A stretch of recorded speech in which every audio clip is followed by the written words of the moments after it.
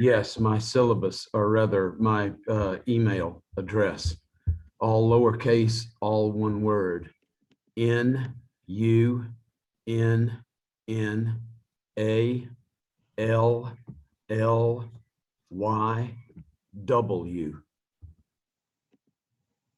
at EV, like this, ANGEL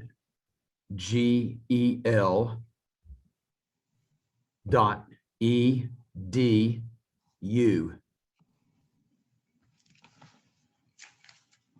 Write me back if you missed any of that or didn't understand my pronunciation.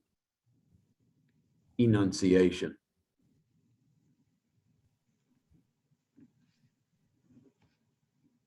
It's good to see all you beautiful people again. I don't know what I've done without you for a whole week. Actually, I do. I just finished the next to last class in a 40-hour seated part of a PhD course that I'm teaching at the seminary.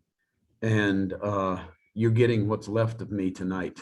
So for what it's worth. Claudia, do you have a buddy there with you tonight?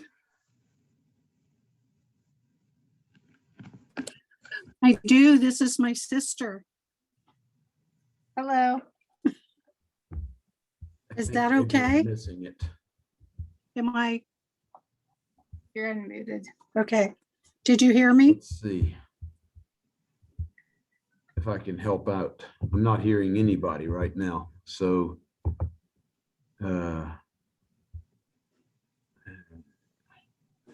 Hey, Christy. no,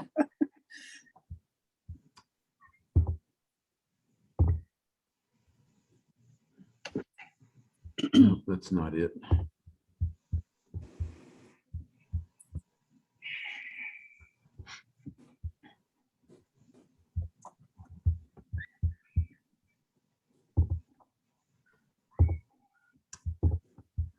What do I do to get these things right? Nope, it's not it. Ah, there we go. Mute all live participants to unmute themselves. Yes. All right, can I get you guys to try that out? Somebody hit your space bar and talk. Hello, Dr. Nunnally. You hear me now? I had a different mute on. So yes, I can hear y'all now. So Well, I'm visiting my sister in Chicago, and so she's with me tonight. hello, sister in Chicago. It's great to have you with us tonight. I hope you have fun. Thank you. I hope you have fun in Chicago, or that whoever's wherever. Hope y'all have fun together. We're having a blast. Wonderful. Good to hear it. I love working hard and having fun. Yeah, that's right. Okay, I'll mute this again. All right.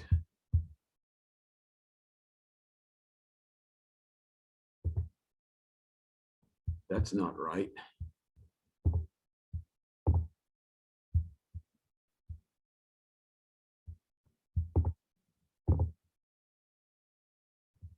Oh, gracious.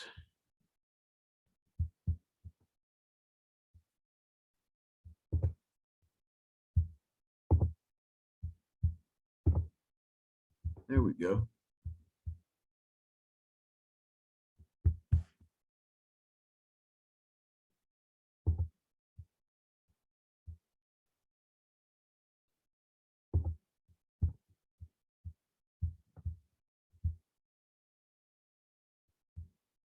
Are y'all still able to talk?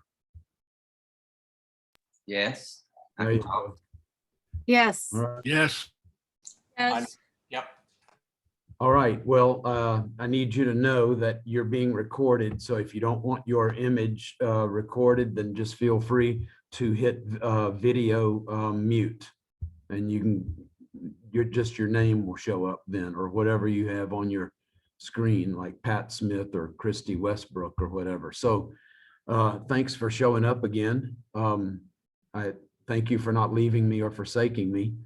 And tonight we're going to be looking at Jesus the Rabbi.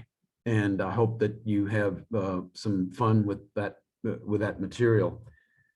Before we do, before we go to that, I wanted to first see if you had any kind of responses to the material that you read on the prayers of Jesus.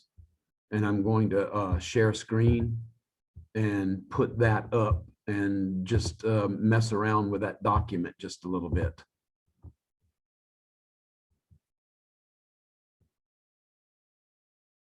So the reason that I was moving in that direction, you may remember our topic from last week, the piety and prayers and personal spiritual life of Jesus. The reason that I was moved in that direction is because I've spent almost my entire career focusing almost exclusively on the words or the teachings of Jesus. And he's just so much more multifaceted than that. That I thought it would be important to begin to branch out to, kind of widen my parameters a little bit and the kind of things that I write on and present on and the like, preach and teach on, and to look at first the miracles of Jesus. And so I did there's a 3-part series on YouTube as well as on my Facebook page that deals with the healing, exorcism, and resurrections of Jesus. And then I also wanted to look at some of Jesus' expressions of personal relationship with God the Father and personal piety. And so I started looking at this prayers of Jesus. Now, when I got into the prayers of Jesus, there's just all kinds of secondary or scholarly modern literature on the prayers of Jesus, but it focuses almost exclusively on the content, the words of Jesus' prayer. However, very little, almost no attention is paid to the modalities or the ways that Jesus prayed. For example, his bodily posture, or whether he's praying out loud or praying, quote, silently or to yourself, like we say. And so I decided that I would look at that. The published version of this is online, and I think it's the same title online. And you can take a look at that if you wanted to, but I just thought that we might look at some of these things like that come up in Jesus' prayer life, like prostration, or another one with Jesus. It never says that Jesus closed his eyes and bowed his head and folded his hands. And so why is it that there are so many things that, and I'm not sure why this thing is turning up. I do know why. It's just such a bizarre thing that Microsoft Weird does. But why it is that he prays the way that he does, and why it is that we pray the way that we do, because he's not praying like we pray. I'll never forget a time at my home when we were getting ready to have a meal, and my daughter had some of her young kids over, and she said, "Okay, kids, it's time to pray. Now close your eyes, bow your head, and fold your hands." And I looked at her and I said, "Baby, I never taught you that. And maybe you picked that up somewhere at Sunday school or something like that." And I'm not saying it's wrong. I'm just saying, where in the world did that come from?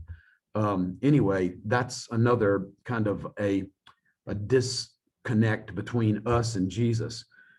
Raising or lifting up or stretching out his hands, that's also a part of this prayer life of Jesus, at least in one instance. Audible prayer, we really need to be thankful that Jesus did not pray to himself, but was part of a culture that prayed out loud, and that the rabbis taught if you didn't pray out loud and you couldn't hear yourself praying, you haven't fulfilled your responsibility to pray. So why is it that we should be thankful? Because unless Jesus had later told his disciples what he prayed, we wouldn't have those precious words of Jesus, short prayers and long prayers that he prayed, because they wouldn't know. If it was all a party in his mind, if it was all internal, a mental exercise and not audible prayer, they wouldn't have heard it. But they did. They ended up memorizing or remembering that and then recording it. And now it's a part of our gospel record. Let's see what else. And then finally, the last thing, I think, had to do with Jesus, the length of Jesus' prayers. And the length of Jesus' prayers, you have a very interesting kind of you don't have, it's not monolithic. It seems to be more dynamic than that.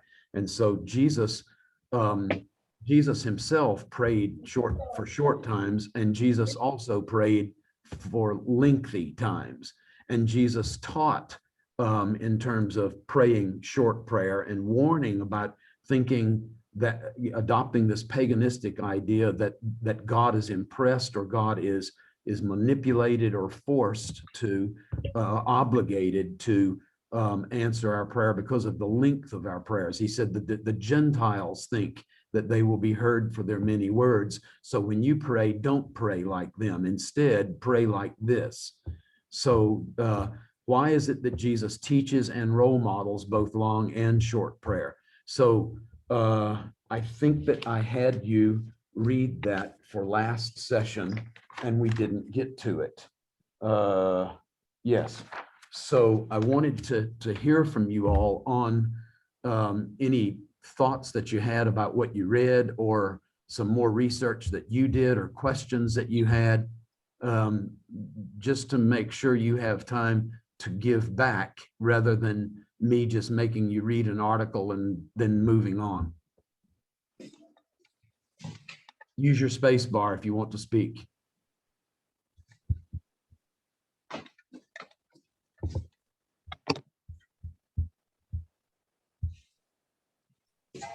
Dr. Nunnally, I had a question. Okay. I'm not sure if I read it in the article or heard it somewhere, but when the disciples said, Jesus, teach us how to pray, I was reading something that said that many of the rabbis had shortened prayers that they would teach their disciples that they could pray, like if they were too busy that day. They were short memorized prayers. Is that correct, or am I misreading that? I didn't address that in my article. You probably picked that up from somewhere else. And there were short prayers and even blessings on things like when you rose up in a synagogue service to read the Torah, you would say a bracha, or a blessing, at the beginning and as well as at the end. And so there are both short and longer prayers in the works of the rabbis. Also, in that article, I reproduced a text from this Midrash collection called Mechilta Rabbi Ishmael. It's kind of a running verse-by-verse commentary on the book of Exodus. And in that, there's an early rabbi and his disciples, and they're in a synagogue service. So this is a dynamic event. And somebody gets up and prays a short prayer before he begins his Torah reading, and they make a comment about that. And then he said he didn't pray any shorter than Moses did, because he says, "Healer, O Lord, I beseech you." And then somebody else gets up and they pray a long prayer, and the disciples say, Rabbi, did you hear this long prayer that this disciple prayed? And he said he didn't pray any longer than Moses did, when Moses says, "And I was 40 days and 40 nights on the mountain." So everybody's got a proof text, right? Isn't that great? But the point is that within rabbinic circles, it was acceptable to pray both long and short prayers. And in the world of Jesus, he both teaches and role models long and short prayer. And it's just amazing that you have that continuity of the tradition. It really isn't amazing. It might be amazing when you first start coming at this stuff of comparing New Testament stuff with intertestamental early rabbinic stuff. But then once you get into it, it shouldn't be amazing at all, because Jesus is a man of a person of his world. and he's relating to his world, and he's doing it very, very effectively. And he's not offending for no reason. There's got to be, some kind of a very needful and compelling reason for him to address an issue like the having to cleanse the temple, or rebuking certain religious leaders for their hypocrisy. He will do that. He's not he's not a wallflower, but at the same time, he's not going around picking fights for no reason. So he fits very well linguistically, culturally, spiritually, religiously, in all kinds of ways into his world. And he's moving the ball forward in the lives of all the people that he comes in contact with. So it's possible that you did read that in a text somewhere, and it is to some degree right. It's not exclusively right. It's not that, there were prescribed prayers like the Shema prayer, that is a lengthy prayer, or the Shmoneh Esrei, or the Amidah. These are all long prayers, and they're required prayers every day. So it's not that the rabbis are trying to short circuit the process, but there are indeed both long and short prayers that are prescribed, that are daily prayers within observant Judaism. I hope that helped. Is that hitting the ball, or is that too much shotgun approach? No, that was very helpful. It's what I was looking for. Thank you. All right, does anybody else have a comment or a question that you want to make about this article? Really not so much about the article as about the whole concept of, hey, let's take a look at how Jesus prays. If we're supposed to imitate him, great. Let's first of all get out on the table what we're supposed to be imitating. And it's really fascinating to me to see how non-Western, how non-modern, how if you want to call it Protestant, that the prayer life of Jesus looks like when you start looking at the externals, at the modalities, or the methods that he uses in his prayer life. It took me as a complete surprise, and refreshingly so, if I can be blunt and honest about it. It's just like, that's kind of cool. He's not a white Protestant, English-speaking, Anglo-Saxon, American, redneck like me. Professor, I have a question, if you'll, if I can share it. When you look at the language of Jesus' prayers, was there anything different about it, or was it just the pure vernacular Aramaic that he was using? And I ask that because some traditions particularly have the kind of flowery language, and there's a tradition of that in praying. Or did he just pray in the language of the people? In the words of the Gospels, it looks like he's just being straight up, honest, open, like the psalmists are. You know how raw some of the psalmists' prayers are, right? How long, O Lord? Why have you forsaken me? And that kind of language, that just blunt honesty. And Jesus strikes me as following right along in that same stream. There are some other things that strike me as well, like Father, the Father language. And my doctoral dissertation was on the fatherhood of God in the Dead Sea Scrolls. And so that's a fascinating subject to me, because for hundreds of years, we have identified one of the uniquenesses of Jesus as his revelation of the Father, of God as Father. And this is prayed, this is demonstrated in his prayer life as well. But the reality of it is, in the Dead Sea Scrolls, which are clearly second century and first century BC, so they're pre-Christian, not impacted by Christian praying and the Gospels and stuff like that, because they didn't exist yet. So you have that very clearly expressed. Even my Father, as we hear Jesus say sometimes, my Father. It's right there in the scrolls. So it seems like, again, that the language that Jesus uses, the wording, the content also fits in quite well with a very, Bible conscious, Bible-centered, observant world that he lives and ministers in. Dr. Nunnally, I can't see you anymore. Do you have any idea what happened? Let me see if I can help you there. Okay, does that help or does that hurt? Does it hurt so good? That helped, yeah. Yeah, well, I'm going to let that be just your opinion. That the rest of your You entire look good.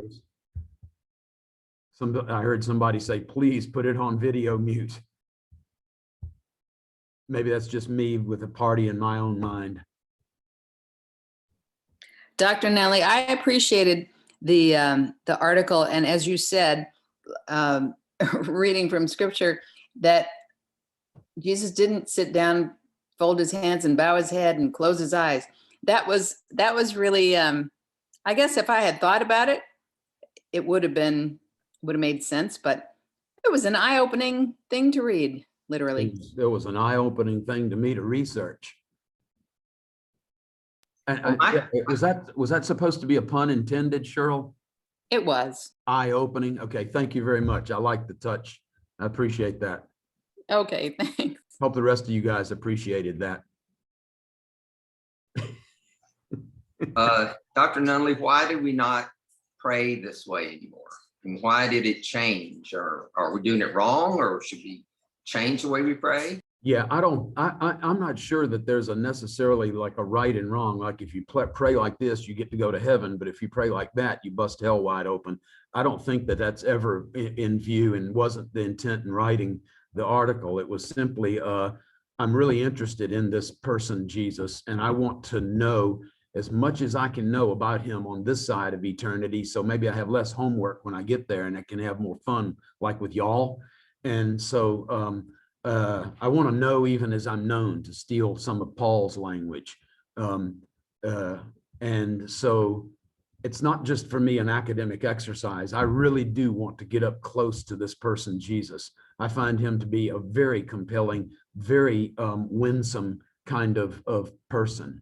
And he's the kind of person you'd want to be, or at least as I see him, that I would want to be close to, and not that I would want to avoid at all costs. And I think he was that way as well in his earthly ministry. He just appears to be that way. People are just naturally attracted to him, especially if you had a need. And he's not off-putting, but he's actually very approachable, even by little children and by Samaritans and lepers and women and Gentiles. It's just folks are coming out of the woodwork wanting to be around this guy. And so I just thought it would be a really neat. Toward the end of my academic career, I felt like it was really important for me to move beyond where a lot of scholars live and move and have their being, which is in the words of Jesus. And I wanted to look at his personal piety, and I wanted to look at his miracle working activity, and not shy away from that in some Rudolph Bultmannian demythologizing way, as though it never happened. And I just want to listen to these great ethical, high moral level teachings, and not deal with these other aspects that are really important. The Gospels spend lots of time on this stuff. So I went, I'm pulling the trigger on this, and we're going to do this. And it doesn't matter if no one else likes it or not.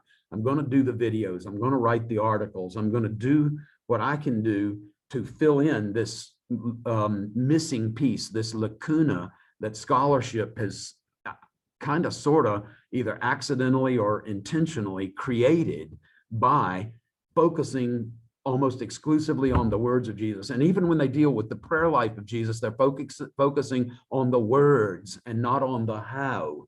And it's what Bible nerds do, y'all. So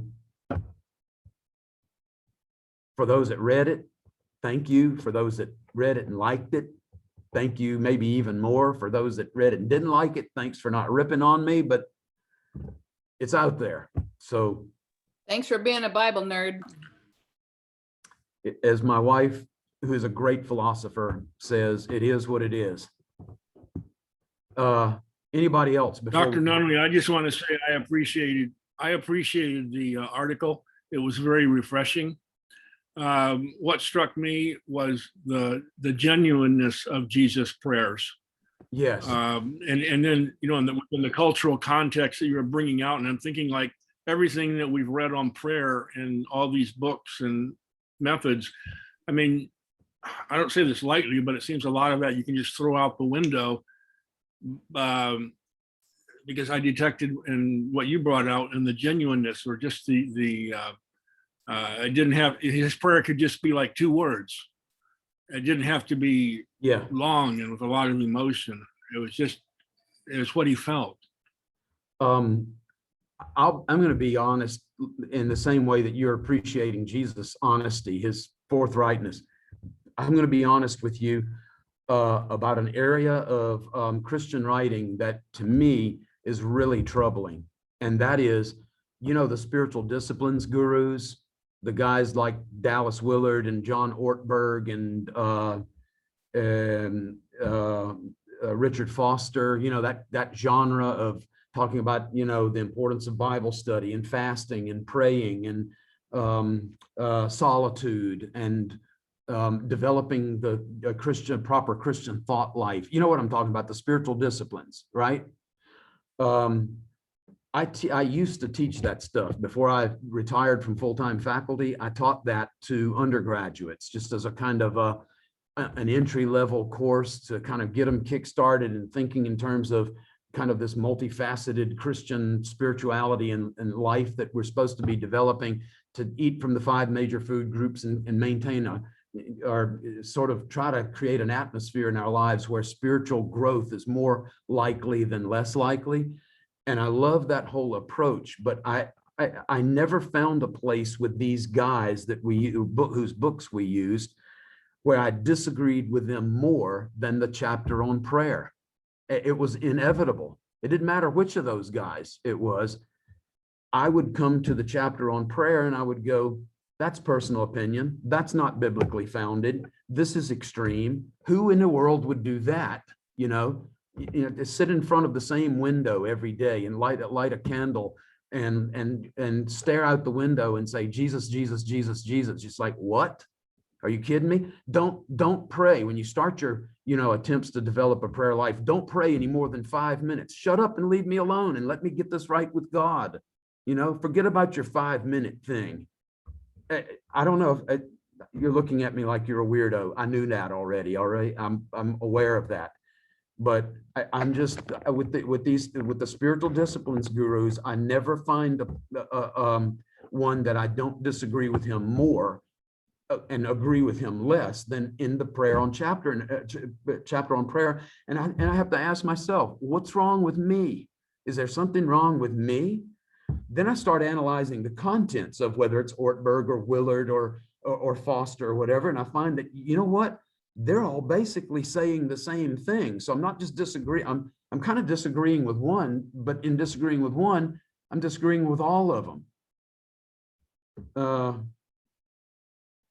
I'm not sure that it's the problem is just resident within me. I'm rebellious, you know, or I just don't like to pray, you know, or I'm scared if I get in God's presence and pray, then I'll get under conviction because I'm such a sinner. I don't know that it's any of those issues. It's the content of what they're teaching.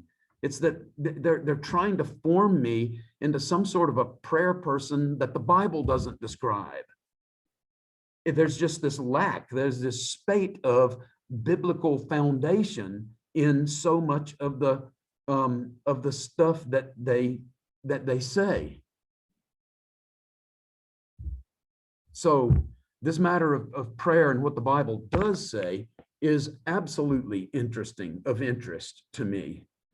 And I enjoy their chapters on celebration, on rest, on practically everything else, but it's this prayer thing that just bugs the stew out of me. And I don't know, I guess I'm still in kind of prayer chapter recovery, because I've never been able to get past this idea of, is there something wrong with me?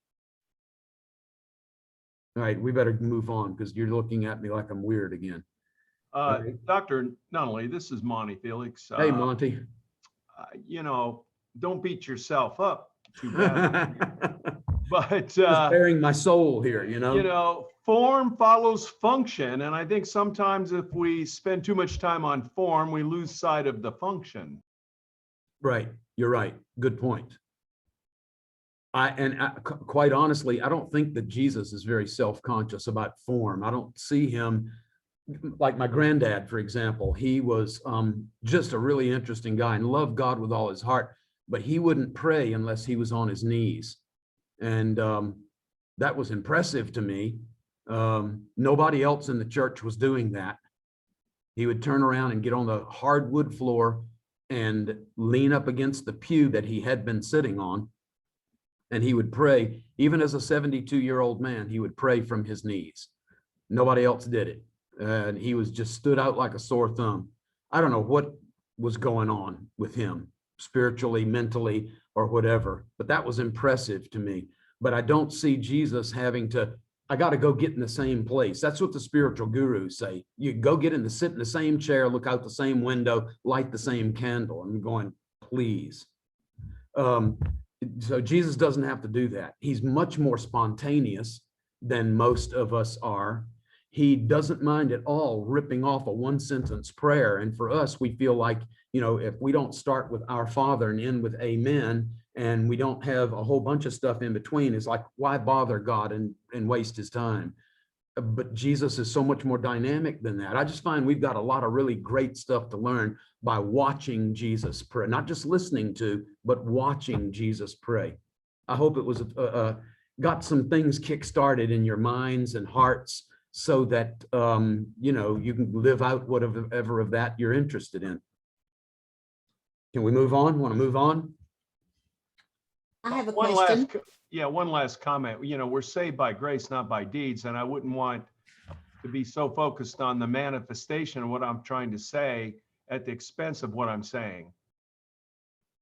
Agree with that too. I agree with that too. Was there somebody else in there? Yes, I think as we go, we don't stop praying. So I see Jesus as he went through, with his disciples around, that he didn't stop. He probably prayed that they didn't even know he was even praying for things. Yes. We get this injunction from Paul, pray without ceasing or pray constantly. I think that just he's probably not talking about like when we're asleep or if we're in a coma or if we've been put under general anesthesia, which I know Paul's not thinking about all that stuff, but I'm just saying that Paul is probably scratching at this, keep a constant attitude of prayer and just realize that communication between the human and the divine is really just a thought and a breath away. And that's a beautiful open door that God leaves for us. We can enter boldly before his throne of grace and find mercy and grace to help in time of need. That's a beautiful invitation that God has given to all of us.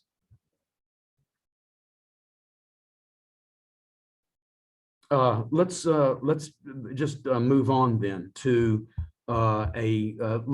some stuff that I've got for you tonight that kind of put together there. And how do I do this? Dr. Nunnally? Yes.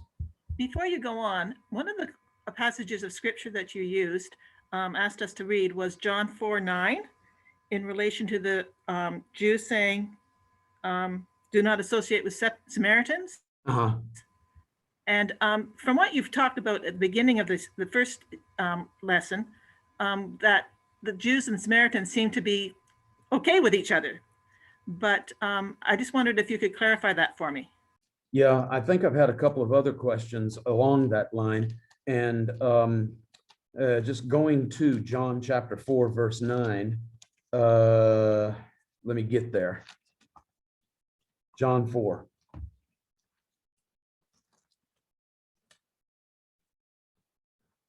First of all, Samaritan and Jewish relations were not static. They were a moving target. And at sometimes they got along better and they were more engaged with one another. At other times, relations deteriorated, and they were much more standoffish. And it was back and forth. It wasn't some even, yeah, it's just getting better and better and better all the time, or it's getting worse and worse and worse. It was just kind of all over the place, because we're talking about a pretty lengthy period of time that they were interacting with one another. And let me suggest a possible solution to the question that you raised, and one that I don't believe that I've really discussed with you guys yet. If I have, just somebody jump in and cut me off. In John 4:9, the Samaritan woman therefore said to him, "How is it that you, being a Jew, ask me for a drink, since I'm a Samaritan woman?" Because Jews have no dealings with Samaritans. In my NASB, that's in parentheses. Is it in your translations as well? Yes, it is. Okay, so, and it's outside of the quote marks. So what that means then is the translators are seeing this as a parenthetical remark by John, the gospel writer. It is entirely possible, because there was no punctuation in the days of Jesus in any of these ancient languages, Aramaic, Greek, Hebrew, whatever. There was no punctuation, no quote marks, no periods, and no parentheses. So it is entirely possible for this to have been a continuation, an extension of the comment made by the woman. And so just think of it like this. You don't have to go marking in your Bible unless you want to, but it's possible that she said this: "How is it that you, being a Jew, ask me to drink, since I'm a Samaritan woman, and since Jews don't have any dealings with Samaritans?" If that is indeed the case, and look, please understand, the words of Scripture, divinely inspired and infallible, but not the work of the translators in putting these punctuation marks in. And if that's heresy, then maybe report me to Dr. Oliver and Dr. Paul, and this will all be over and you won't have to suffer me 2 more times. But what I'm saying is, the Bible will oftentimes report the words of people that the Bible itself disagrees with. For example, there is no God. You get that in the Psalms, but it's the fool that says in his heart, there is no God. And so the Bible is more than willing to report statements of people that it doesn't agree with. You got to get that out there so then it can be addressed, it can be discussed. Paul says, so why don't we just eat, drink, and be merry? Okay, there's a statement, but in its bigger context, literary context, the Bible's not agreeing with that worldview or that lifestyle. So here's an example then of the possibility that if you just mess around with the punctuation a little bit, it's actually attributing this statement to the Samaritan woman, who in her statement is wrong. She's looking at it from the perspective of, I'm an oppressed and wronged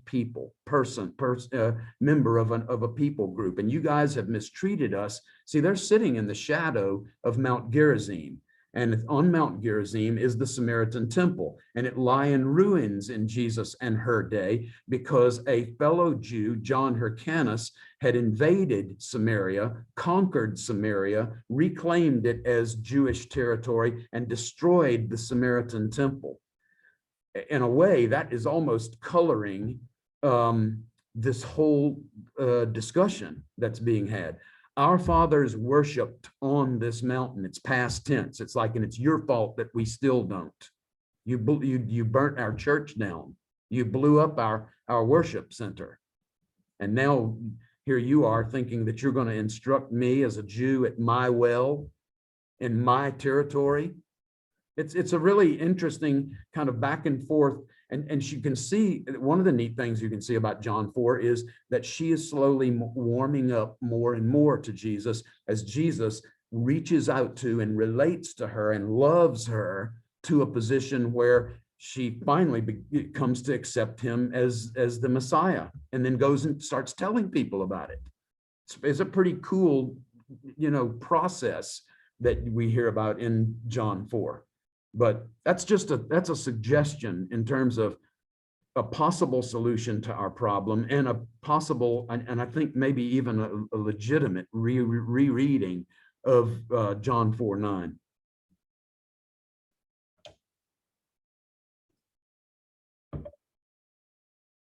All righty then. Can I share screen again? Not sure what that was. Maybe it was agreement. Share screen. We'd love it. It might have been an email notification. I don't know. I don't know. I'm out of control.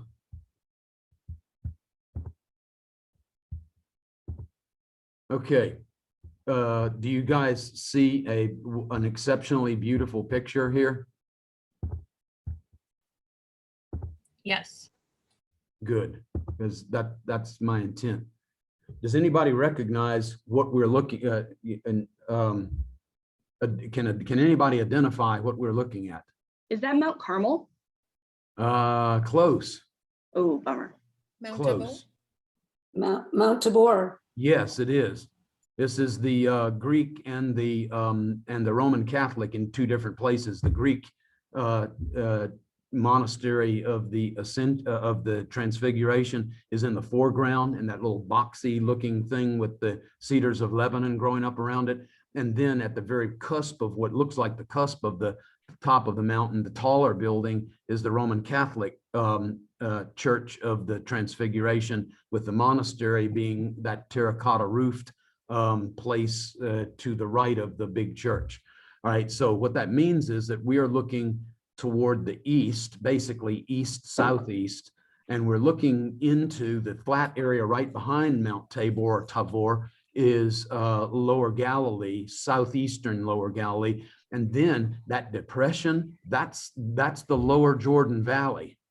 That's where the Jordan B, or the southern Jordan, or the Lower Jordan lies in that valley. And then beyond that, you get what is Gilead, the Transjordan, we call it today. And you see those white, kind of whitish rocks that are exposed by the erosion there in the slope going down into. Are you able to see my pointer? Can you see that on the screen or no? Yes. Okay, so all of this area is a part of Gilead. Gilead is all up in here. Gilead, by the way, is part of the Decapolis in the New Testament period. And so these areas here with this white exposed kind of dry area, there is a word in Hebrew, yavesh, and it means dry or dry land. And so Yavesh Gilad comes into English as Jabesh Gilead. And this is the area that Elijah the prophet was from. So he comes up across the Jordan River, and he goes around here and through what is called the Harod Valley. And that's his travel corridor between where he lives and where he serves as the pastor of First Baptist or First Pres or First AG or whatever, Mount Carmel. That's all the way to the Mediterranean. Very interesting. So sorry about that slide change. That was kind of a fun commercial to just the beauty of the land of Israel. This, Dr. Hersey and Dr. Wright had asked me to share with you guys that there is a trip that's being offered, and you can see the dates here. You see my cursor still? This is from the beginning to the middle of July, and that's of this next year, not this summer, but next summer, a little bit over a year from now. And the Jerusalem University College is offering to set aside one whole bus for this particular class, you guys. And it's, as I understand it, first come, first serve in terms of registration, but it's the opportunity to study this person and world of Jesus, ministry of Jesus, on site, on location, in person. And so I wanted to put this slide up so that you can take notes if you want. Down here at the very bottom, this is where you would go to apply online, and you could continue your Jesus in context, or Jesus the Galilean, or Jesus in his times, Jesus in his world, by engaging in this study. And for those that would probably ask anyway, I'll just go ahead and say it so you don't have to. They asked me to be the instructor on this bus that is being designated for this particular group of about 150 people. I'm sure if you have further questions about it, this doesn't answer everything, like cost and, meals and, airline tickets and, all the stuff that's involved in international travel and, how this would be accomplished. But you can always check with folks at JUC, and they will be very forthcoming with additional information. Woohoo! Everybody good to go? Can I go ahead and move forward? Or is Yes. anybody still writing? Just say wait. Okay, so tonight we're looking at Rabbi Jesus, or Jesus the Rabbi. This is our subject matter for tonight, and I hope that you will find it helpful. I do apologize because some folks have said, wow, there's just so much literary material. There's so many slides, so much text and that kind of thing. Well, here's the deal. From Christian TV or from, just sermons and stuff like that, very seldom do you get sources cited other than the Bible. And you usually get these very generalized, well, back in Jesus, the rabbis did, or the rabbis taught, or whatever. And you're going, says who? How do we know that? Can you just throw me a bone here and let me into the playground so that I can play too? And so I cite my sources because I find that there's a lot of abuse, that people use that wiggle room to be able to kind of editorialize and almost turn their own personal opinions or what they learned in Bible college or something like that into something that is set in stone. And there's actually very little, sometimes no, like did Jews travel through Samaria? Just as an example, we've already dealt with that. As an example of a very common belief that is then shared often in pulpits and lecterns that has no evidence at all. So what I want to do, what I'm wanting to do, and here's another reason, this stuff is so good. It's ancient material. It's relatively contemporary or concurrent with Jesus. And if I don't do that in this class, my fear is that you go on with your life and raising your kids and grandkids and working and whatever it is that you do. And this stuff is so helpful, so unique. And I'm scared that you wouldn't encounter it anywhere else. Like in Sunday school curriculum, not going to happen. Most sermons, very seldom, if ever, going to happen. Christian TV, forget it. They are the authority, these guys on Christian TV. So I want to reveal my sources, and I want you to then be able to interact with this, and you can have some original ideas as well, because now you are in the playground. You get to mess around with the fun stuff in the same way that I do. So that's kind of my reasoning behind this. Anyway, let's take a look at, we're talking about Rabbi Jesus. Rabbi Shmuel HaKatan, the Rabbi Samuel the Younger. And by the way, you get this, the lesser, the greater, people's names in the New Testament. So that's kind of standard for this world. He used to say, at 5 years old, one is fit for the scriptures. And we saw that last time, that you start your biblical education usually at home, and then on into the synagogue with the attendant or the chazan when you're about 5, 6 years old. At 10 years old, you're ready for Mishnah study. At 13, for the fulfilling of the commandments. That would be bar mitzvah, right? Bar mitzvah, sort of like Jesus shows up in the temple when he's 12. Okay, and he's observing the law that he's supposed to show up at Passover, Pentecost, and Tabernacles. At 15, he's ready for Talmud study, more advanced rabbinics. And at 18, for the bridal chamber, different world, right? As we've got a kind of a suspended adolescence in our world, and a lot of times people in their 20s and 30s aren't ready to get married, but that's another subject for another time. At 20, for the pursuit of a calling, meaning probably the beginning of their own pursuit of a craft, like carpentry or farming or a salesman or something like that. And then at 30, for authority. And the authority that they're talking about, these are rabbis talking, and they're talking with themselves and with their disciples. So this is spiritual authority. This has to do with, you know, leading and training other people. So spiritual authority, which is absolutely fascinating, because does that bring any kind of a Bible passage to mind? Is there a Bible verse beating around in the back of your mind? At 30 years old, somebody's ready for authority. When Jesus was about 30. There you go. All right, so let's take a look at it. When he began his ministry, Jesus himself was about 30 years of age. That's either a major coincidence or there's some kind of a connection going on, a cultural / religious connection going on there.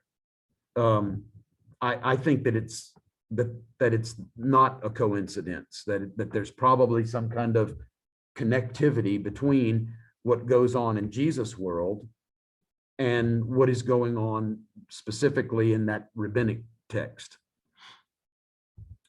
Okay, another thing regarding this matter of Jesus stepping from his educational background that we talked about last time, from his life as a young man, his life submitted to his parents, and he's fulfilling domestic responsibilities and that kind of thing, and now beginning to step out into this public ministry context. At this time, there was a wise man named who was called Jesus. Now, this is not a New Testament text. This is Josephus, and Josephus is a 1st century Jewish living in the land of Israel, writing in the same Greek, writing at the same time as the New Testament, and he is a very important witness to that. There was that whole time period in Jewish backgrounds or backgrounds of the New Testament, a wise man who was called Jesus, and his conduct was good. We hear about that in the book of Acts. He went about doing good and healing all those who were sick and those who were oppressed of the devil. We hear that in Peter's words. I think it's in Acts chapter 10, just kind of a summary of Jesus' life. His conduct was good. He was known to be virtuous. He was a righteous person in his generation. And many from among the Jews and other nations, listen to this, became his disciples. All right. You don't hear about other people in the land of Israel, even contemporaries, folks like the Essenes or the Sadducees. You don't hear about people having disciples other than rabbis. So this text is not going to call Jesus rabbi, but it's going to describe him as one. Why? Well, evidence number one, or exhibit A, is that he had disciples.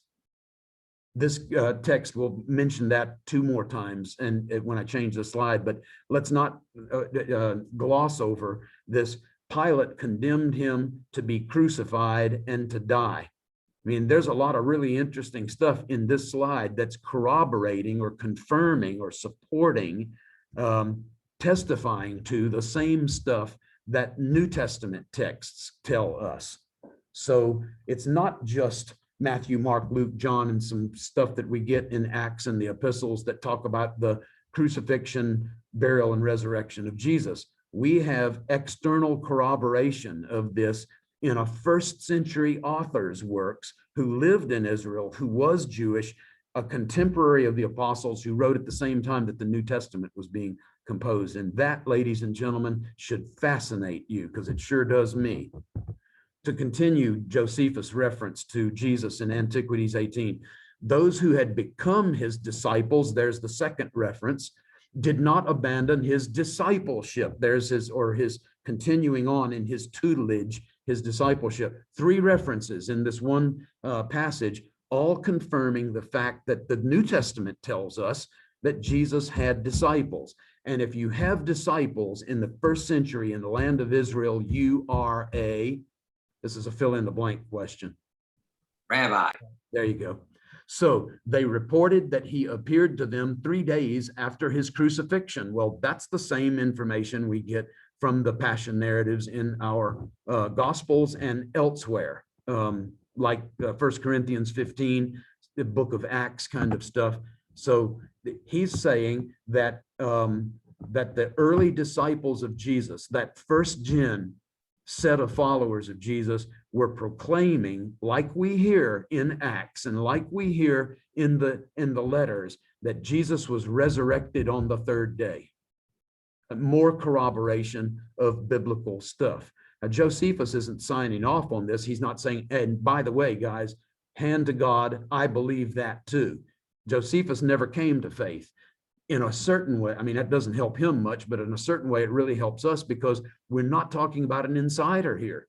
We're not talking about somebody who was a dyed-in-the-wool, I will die for this man, disciple of Jesus of Nazareth.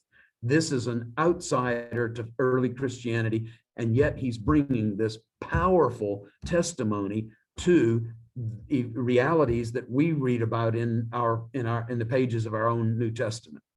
Accordingly, he was perhaps the Messiah concerning whom the prophets have recounted wonders.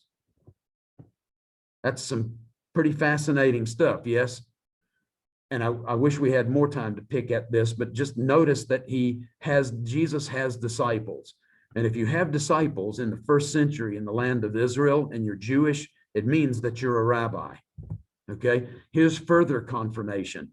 In a rabbinic source, this is early rabbinic stuff, the rabbis taught, and this is a technical term meaning the earliest of the rabbinic stratum, not way laid out in the 300s, 400s, 500s AD, but a group of people called the Tanaim, the earliest of rabbinic authorities.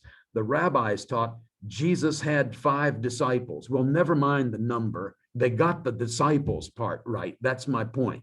You see the underlined and bolded part, right? Okay, now we can talk about the 5. Certain very famous rabbis like Yochanan ben Zakkai, who reconstituted the Sanhedrin after the destruction of Jerusalem in AD 70. Yochanan ben Zakkai had 5 main disciples.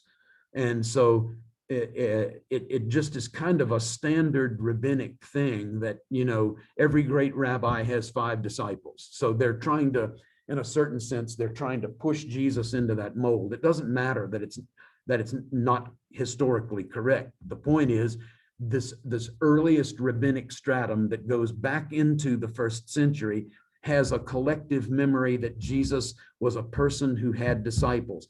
That means that, you get to fill in the blank again, that means that Jesus was functioning in his 1st century Jewish land of Israel world as a Rabbi. Rod. Thank you, Rod. Appreciate it. I know you're there for me.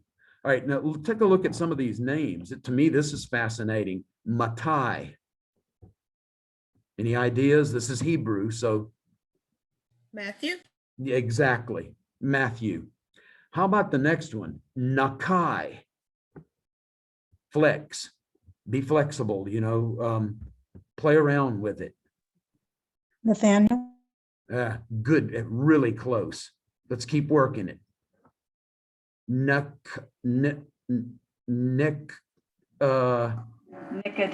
Nicodemus, right.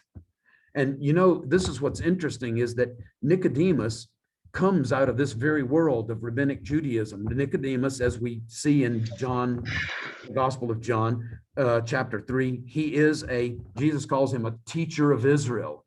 And so he also, teachers of Israel are rabbis.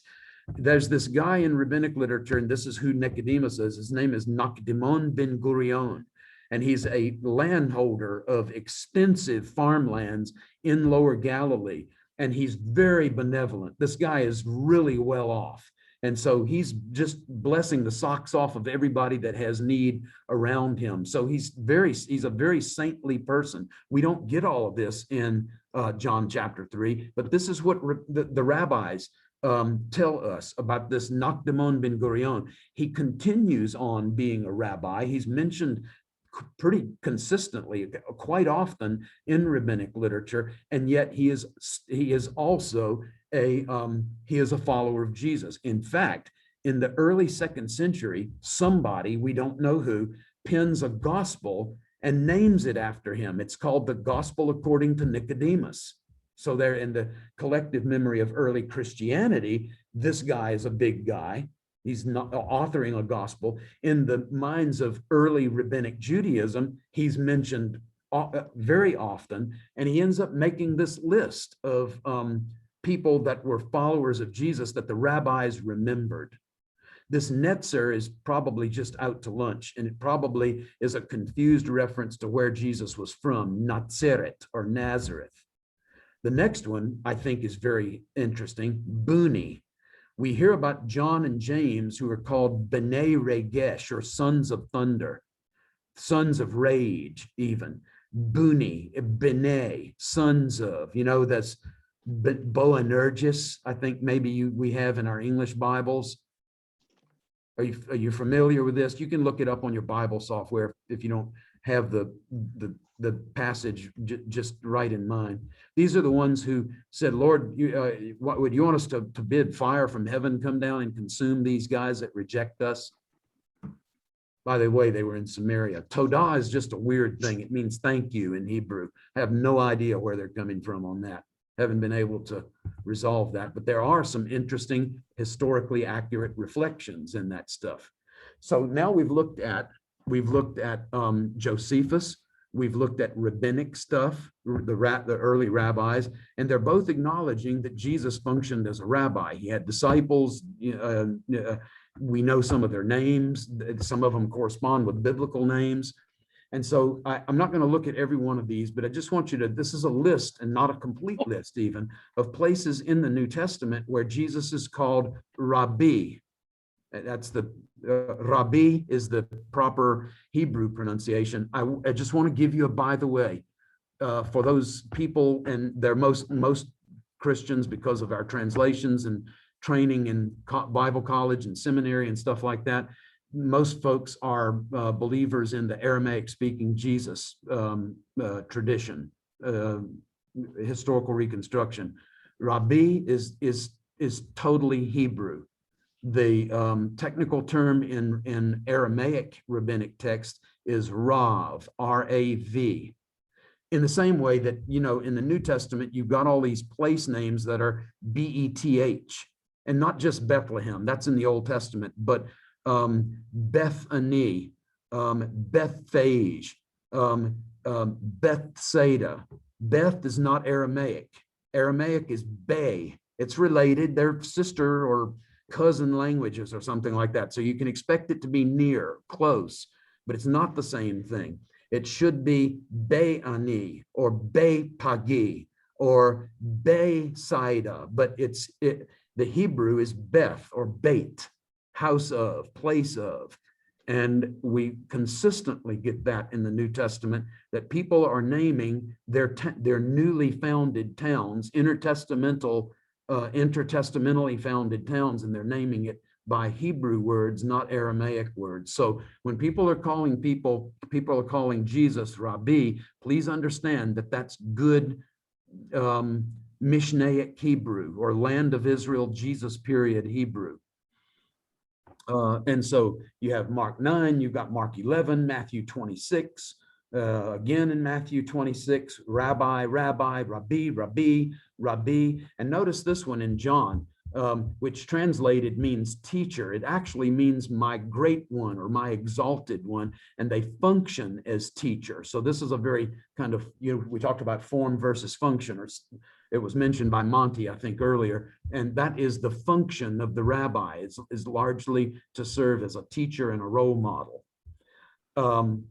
In this passage right here, Rabbi where are you staying? And Jesus says a very interesting thing. He says, if you say it in Hebrew, bo ura'e, or bo ura'u in the plural, y'all come and see. And in rabbinic texts, Hebrew texts, that come and see is an invitation to come and study under him. You have bo ura'e, it means come and let's discuss the words of Torah together. In rabbinic texts that are not Hebrew, Babylonian Talmud I'm talking about, it is a completely different idiom. Instead of come and see, it's come and hear or listen, ta ushma. And that's not what John preserves. He preserves an idiom that is exclusively found in Hebrew texts. So that's another interesting little, linguistic underlayer kind of piece of information that might be helpful for a discussion at some point or for your own personal thinking to happen. Nathaniel said, Rabbi. Nicodemus, Rabbi. These guys are living in the same world. You keep on going through. John is really heavy on this rabbi thing. Rabbi, eat. Rabbi, when did you get here? Rabbi, who sinned? Rabbi, the Jews were just now seeking to stone you, et cetera, et cetera. So it's just kind of all over the place. Jesus, the rabbi. Okay, now how about Jesus as rabbi? And we talked about rabbi, which is translated means teacher. We saw that in that New Testament text, kind of dynamic translation or reflection of function. I have a little video that I want to show you if you don't mind. Are you okay with this? I'm going to do a little commercial break for video. Yes. Yes. All right. This is a part of that project that I've been working on for about a year now, where we're doing everything that we can, especially in a COVID period, to bring the land of Israel to people by high resolution aerial video. It's not ready for market. It may never be. I don't know, but I'm doing what I can.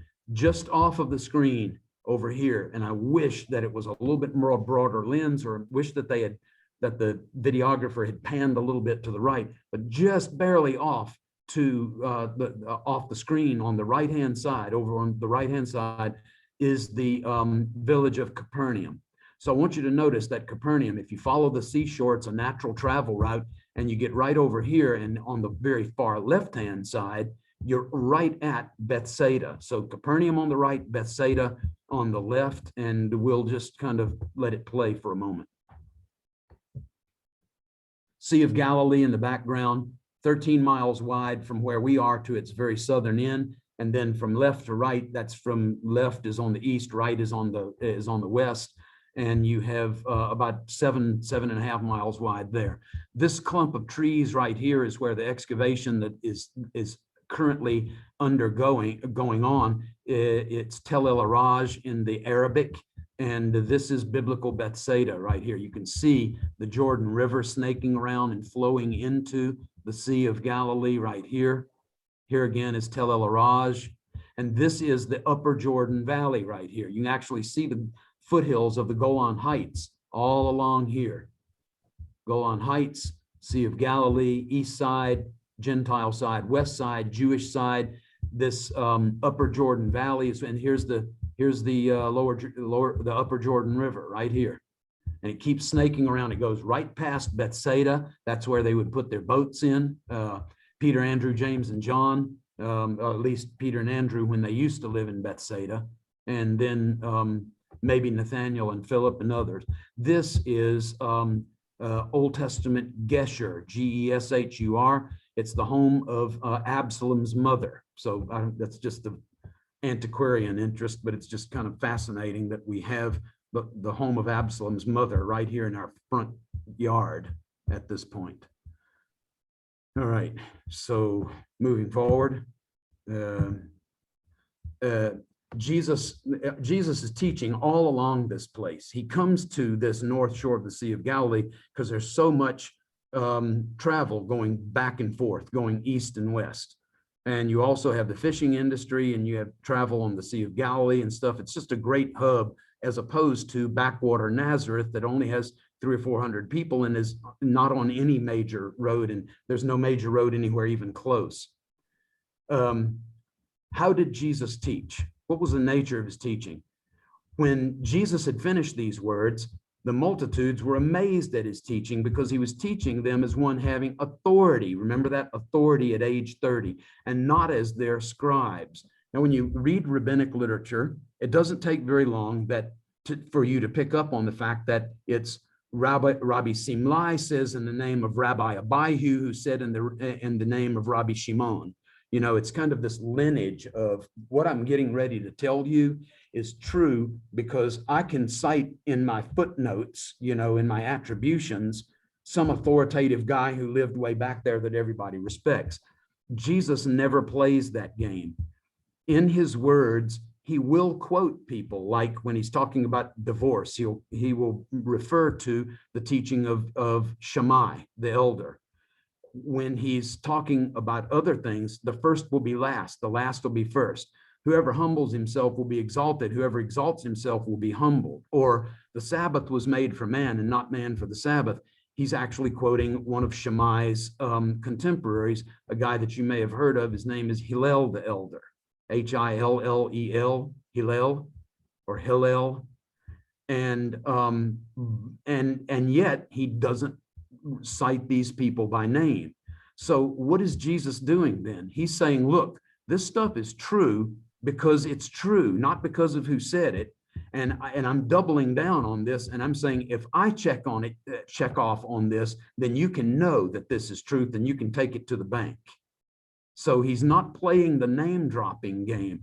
He has authority within himself to establish or to assert the truth of a statement without having to cite previous authorities. Now, if this bothers you, and I hope that it doesn't, this issue of Jesus teaching and using stuff that was already taught, well, hasn't he already said, you have heard it said, and then, but I say to you. So you know that he's referring to current things that are currently popular, you know, like hate your enemy. Nobody says that in the Old Testament, love your neighbor and hate your enemy, but the Dead Sea Scrolls certainly say that. I was teaching a class today, and we were reading the very Dead Sea text that Jesus is, I don't know that he's referring to a text, but that statement, love your neighbor, hate your enemy, that was a teaching among a certain group of Jews called the Essenes, or the Qumran community, that was current in Jesus' day. Other things, Paul will say, bad company ruins good morals, and he's quoting he's not just quoting an outside source, he's quoting a pagan source. He will quote Aratus of Cilicia. He will quote Epictetus. These guys are both from Asia Minor and from the area around where Paul grew up in Tarsus. There's not a problem, shouldn't be a problem with that. It doesn't mean that we go back and we canonize all of the sayings of Epictetus or of Aratus of Cilicia or of Menander, but rather we say, okay, if it's in scripture, then that's true, and it's inscripturated, that particular statement, not everything that these, you know, pagan authors wrote. Some guys have suggested recently that Jesus is borrowing from Aesop's fables. I've looked into that and I'm not convinced. You can check articles on the internet and do your own comparative study. Jesus said this, Aesop's fable says that, and you can come to your own conclusions and probably have a really good time for free. But that's my 2 shekels worth on that. Jesus does some really interesting literary things as a master communicator. One of the things he does is he knows his Bible so well that he just starts talking like it. If you go back and you look at stuff that the founding fathers wrote in the 1700s, or even people in the 1800s, you hear that people are, or even, you know, people like President Abraham Lincoln, you know, a house divided against itself cannot stand, and that kind of thing. He's incorporating biblical language and biblical diction in his own words, in his own communication. Jesus is doing this as well. There's such a biblically literate audience. He is so incredibly biblically literate. that when he talks like this. And I just borrowed one thing from Isaiah, and I formatted this in such a way on the slide so that it's really easy for you to see this phenomenon that is called Hebrew poetic parallelism. It's saying the same thing 2 or 3 or 4, even sometimes 5 different ways. Alas, nation. Now notice the parallels: people, offspring, sons. I lined all that up. Alas, nation, sinful. People weighted down with iniquity, sinful, sin, iniquity, evildoers, and actors corruptly. So that poetically parallel stuff, basically making the same statement multiple times, that making the same point using different vocabulary sets each run that you take at something. Here's another one. This is all Isaiah 1:4.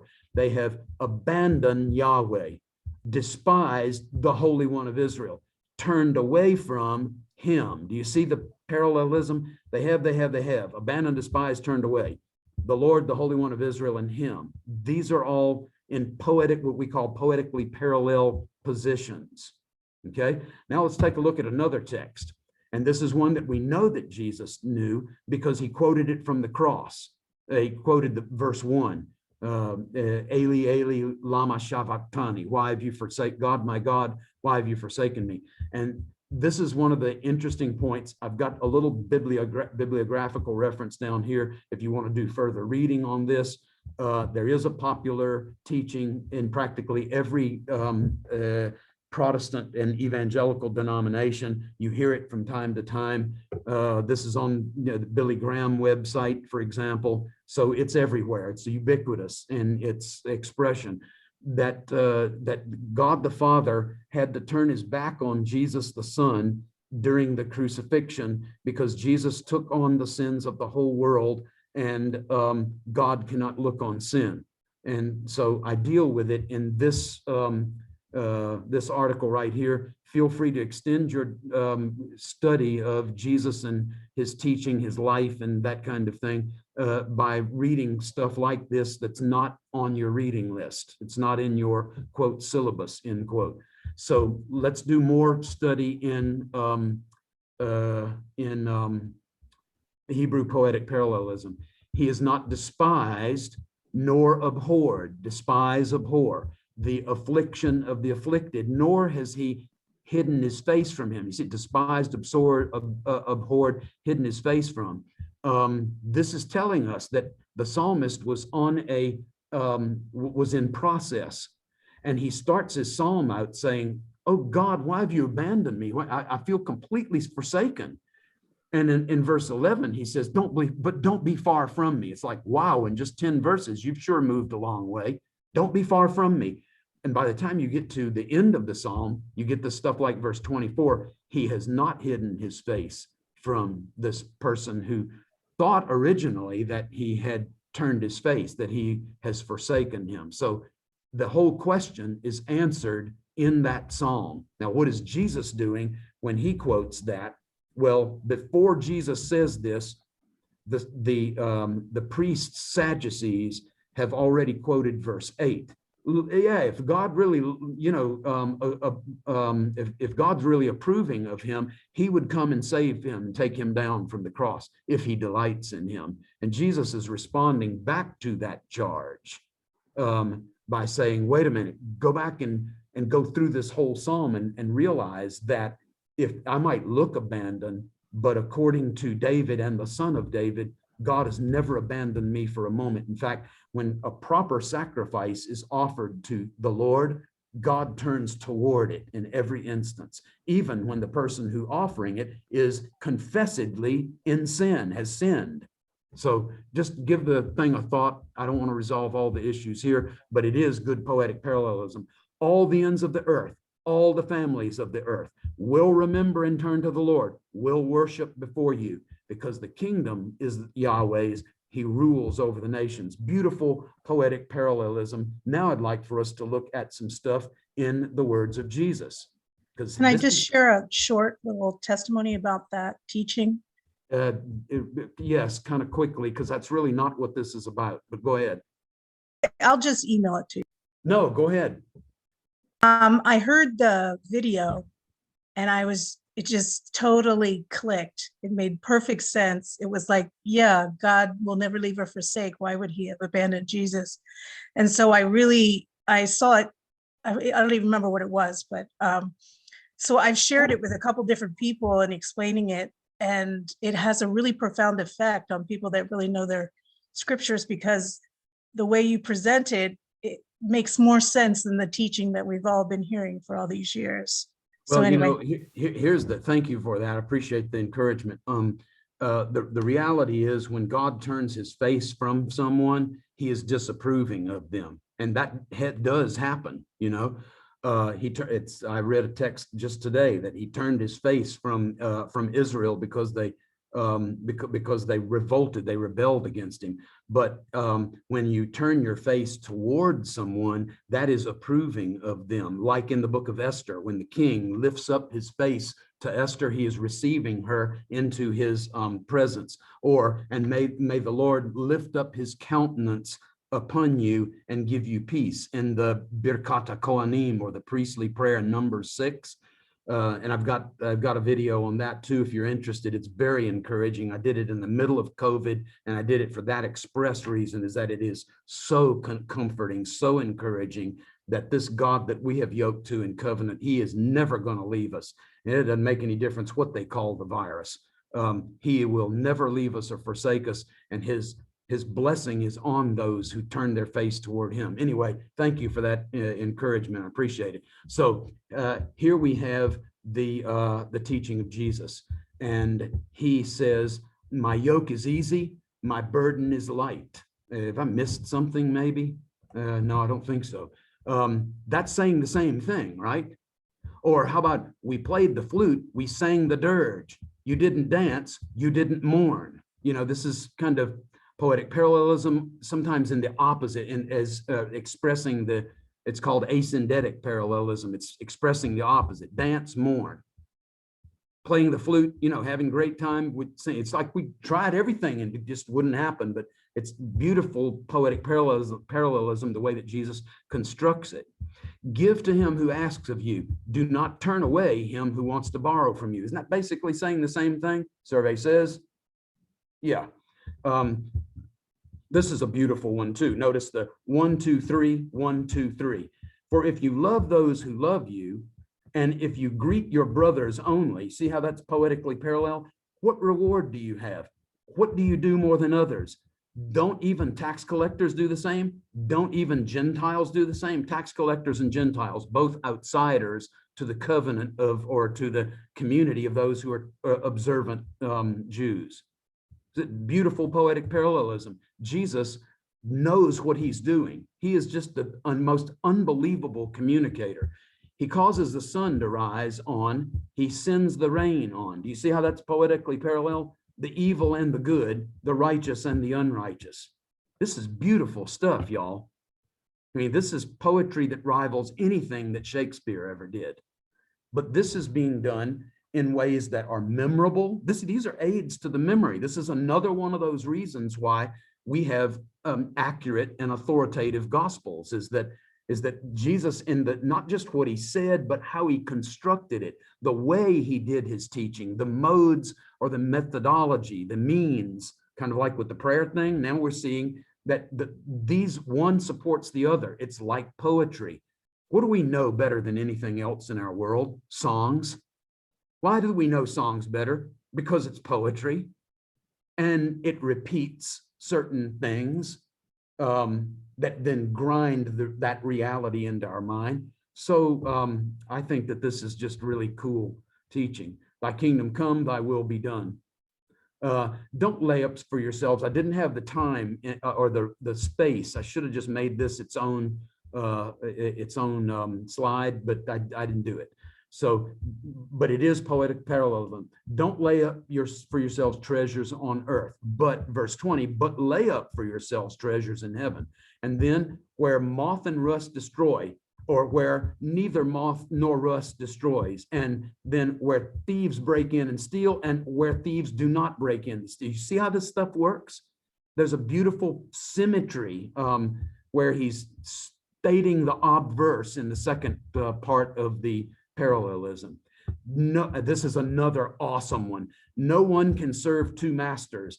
You can't serve God and mammon, which is not money, and it's not Aramaic either. It's Hebrew, and it means possessions. It includes money, but it also includes things like stocks and bonds and real estate and businesses and whatever else. It's stuff. You can't serve God and stuff. And then he'll either, look at this, there's an internal poetic parallelism that's also beautiful. He'll either hate the one and love the other, or he will hold on to the one and despise the other. Do you see how one is simply the other is another version of the same thing? Poetic parallelism. Now, once you have been sensitized to, yeah, this is all over the place in the prophets. It's all over the place in the poetry in the Bible. And then you start looking and you start seeing it in Jesus. Well, now we can turn you loose and you can go and find your own. I don't have to give them all here to you. Don't cast but you can find some of this stuff, and then you enjoy the joy of original discovery. You found one of these pearls of Jesus, and they're absolutely beautiful in their form as well as in their content. Don't give dogs what is holy to dogs, and don't throw your pearls before swine. Poetic parallelism. Here's a long one, but a beautiful one. Enter by the narrow gate. The gate is wide, the way is broad that leads to destruction, and many are those who enter by it. But the gate is small, not wide, and the way is narrow, not broad, that leads to life. And few there are that find it, as opposed to many there are who enter by it. I know that's a little bit troubling. It bothers me too, but that's Jesus, not me. So you have to work with him on that. Grapes are not gathered from thorn bushes, nor figs from thistles. Foxes have their holes, and birds of the air have their nests. Is that poetic parallelism, y'all? Yes. I'm afraid they're all asleep. Lacey, I'm a failure. Never mind. Don't judge. You say, now here's a point that you might have gotten to. Okay, you just bothered me with a whole lot of slides, and we were already bothered by too many slides. The point is this, that sometimes form communicates content. It ends up in the interpretive process. Jesus says in the Gospel of Luke, don't judge and you won't be judged. And that has become not John 3:16 anymore, but that is, according to Pew, that's the most often quoted scripture, and it's quoted as often by unbelievers as it is by believers. And it's basically, get off my case. It's my thing. I'll do what I want to do. You can't tell me who to sock it to, or, that sort of Hollywood modern thing of just leave me alone. It's my body. I can do what I want to do with it and all this other stuff. I'm not, leave me alone. I'm not hurting anybody but myself. That whole approach to, the philosopher said, no man is an island, and postmodernism comes along and says, yes, he is. But this here is an interesting thing, because the Matthew 7:1 has a parallel in the Gospel of Luke, which is longer and is actually in poetically parallel form.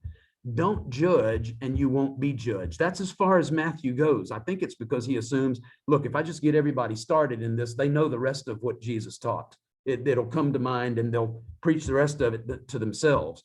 But Luke continues. He probably can't trust his audience as much as Matthew can, because Luke's audience is majority Gentile. He continues on. He is expanding on this, don't judge and you will not be judged. He says, don't condemn and you will not be condemned. Pardon and you will be pardoned. Basically what Luke is having Jesus say is, and I think Matthew insinuates it, but only in shorthand form, is don't issue condemnatory, unconstructive judgment. But look, we judge when we select a mate. We decide what TV show we're going to watch, or what car we're going to buy, or what real estate we're going to invest in, or business we're going to start, or major we're going to take, or course we're going to take, or whatever. We're constantly evaluating stuff in our lives. And so if Jesus is just saying, look, basically what I need you to do is, if you're going to be a follower of me, is you're just going to put your brain in neutral and coast through the rest of life.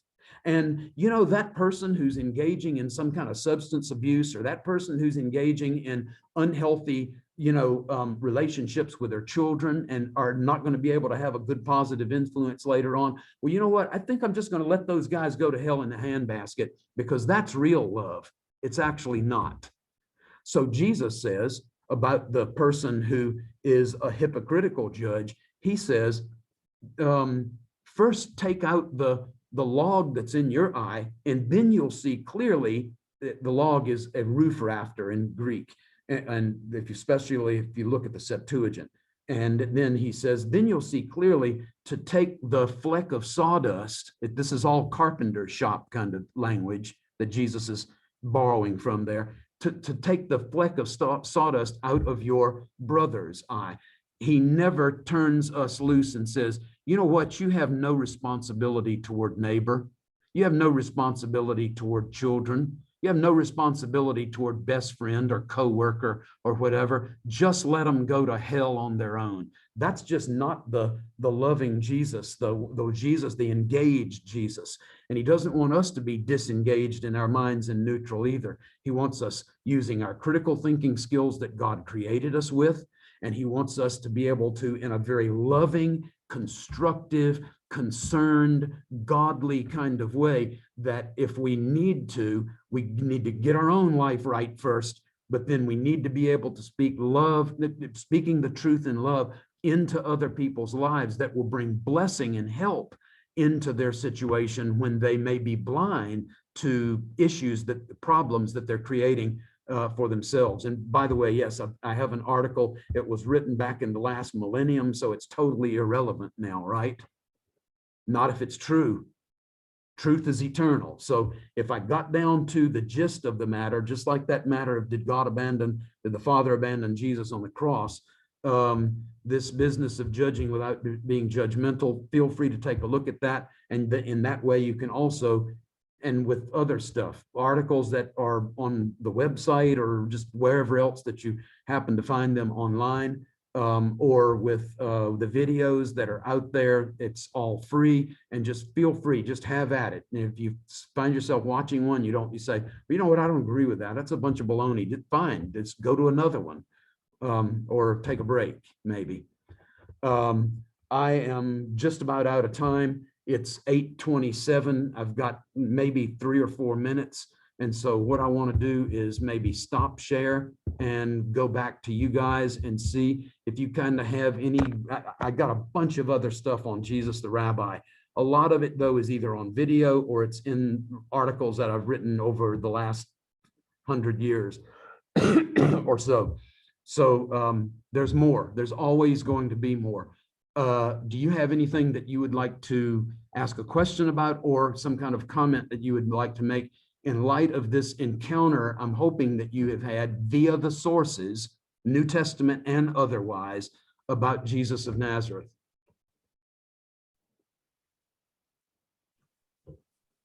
Dr. Nunnally, this is Pat Smith. Quick question. You walked us through Psalm 22. Is there credibility to the idea that Psalm 22, 23, 24 were seen as a unit within Judaism, and that the themes raised in 22 by what Jesus says on the cross are carried over in the minds of the Jewish people surrounding him that day, that they would have immediately known he was also talking about Psalm 23 and 24?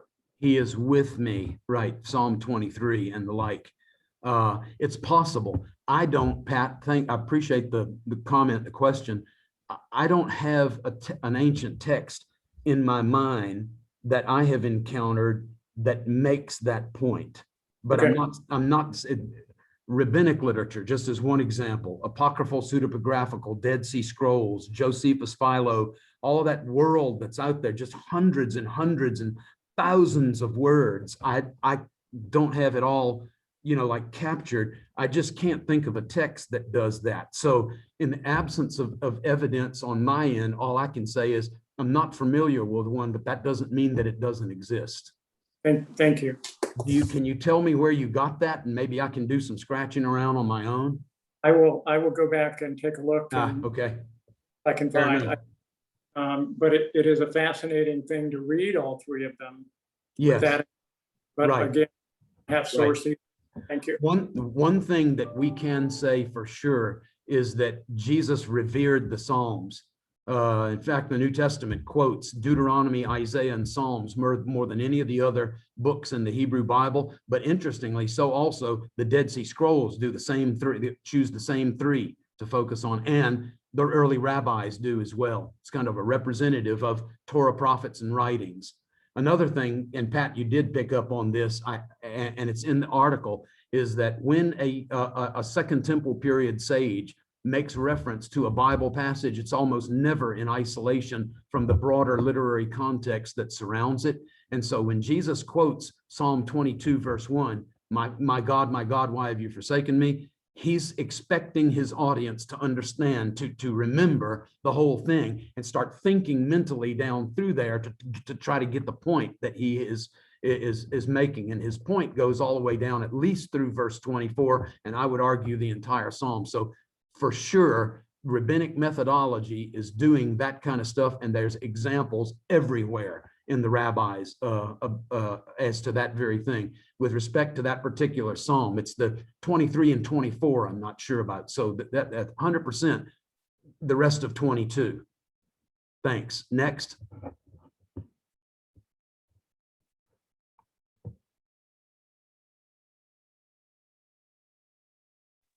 Dr. Wave, you might laugh at this question, but when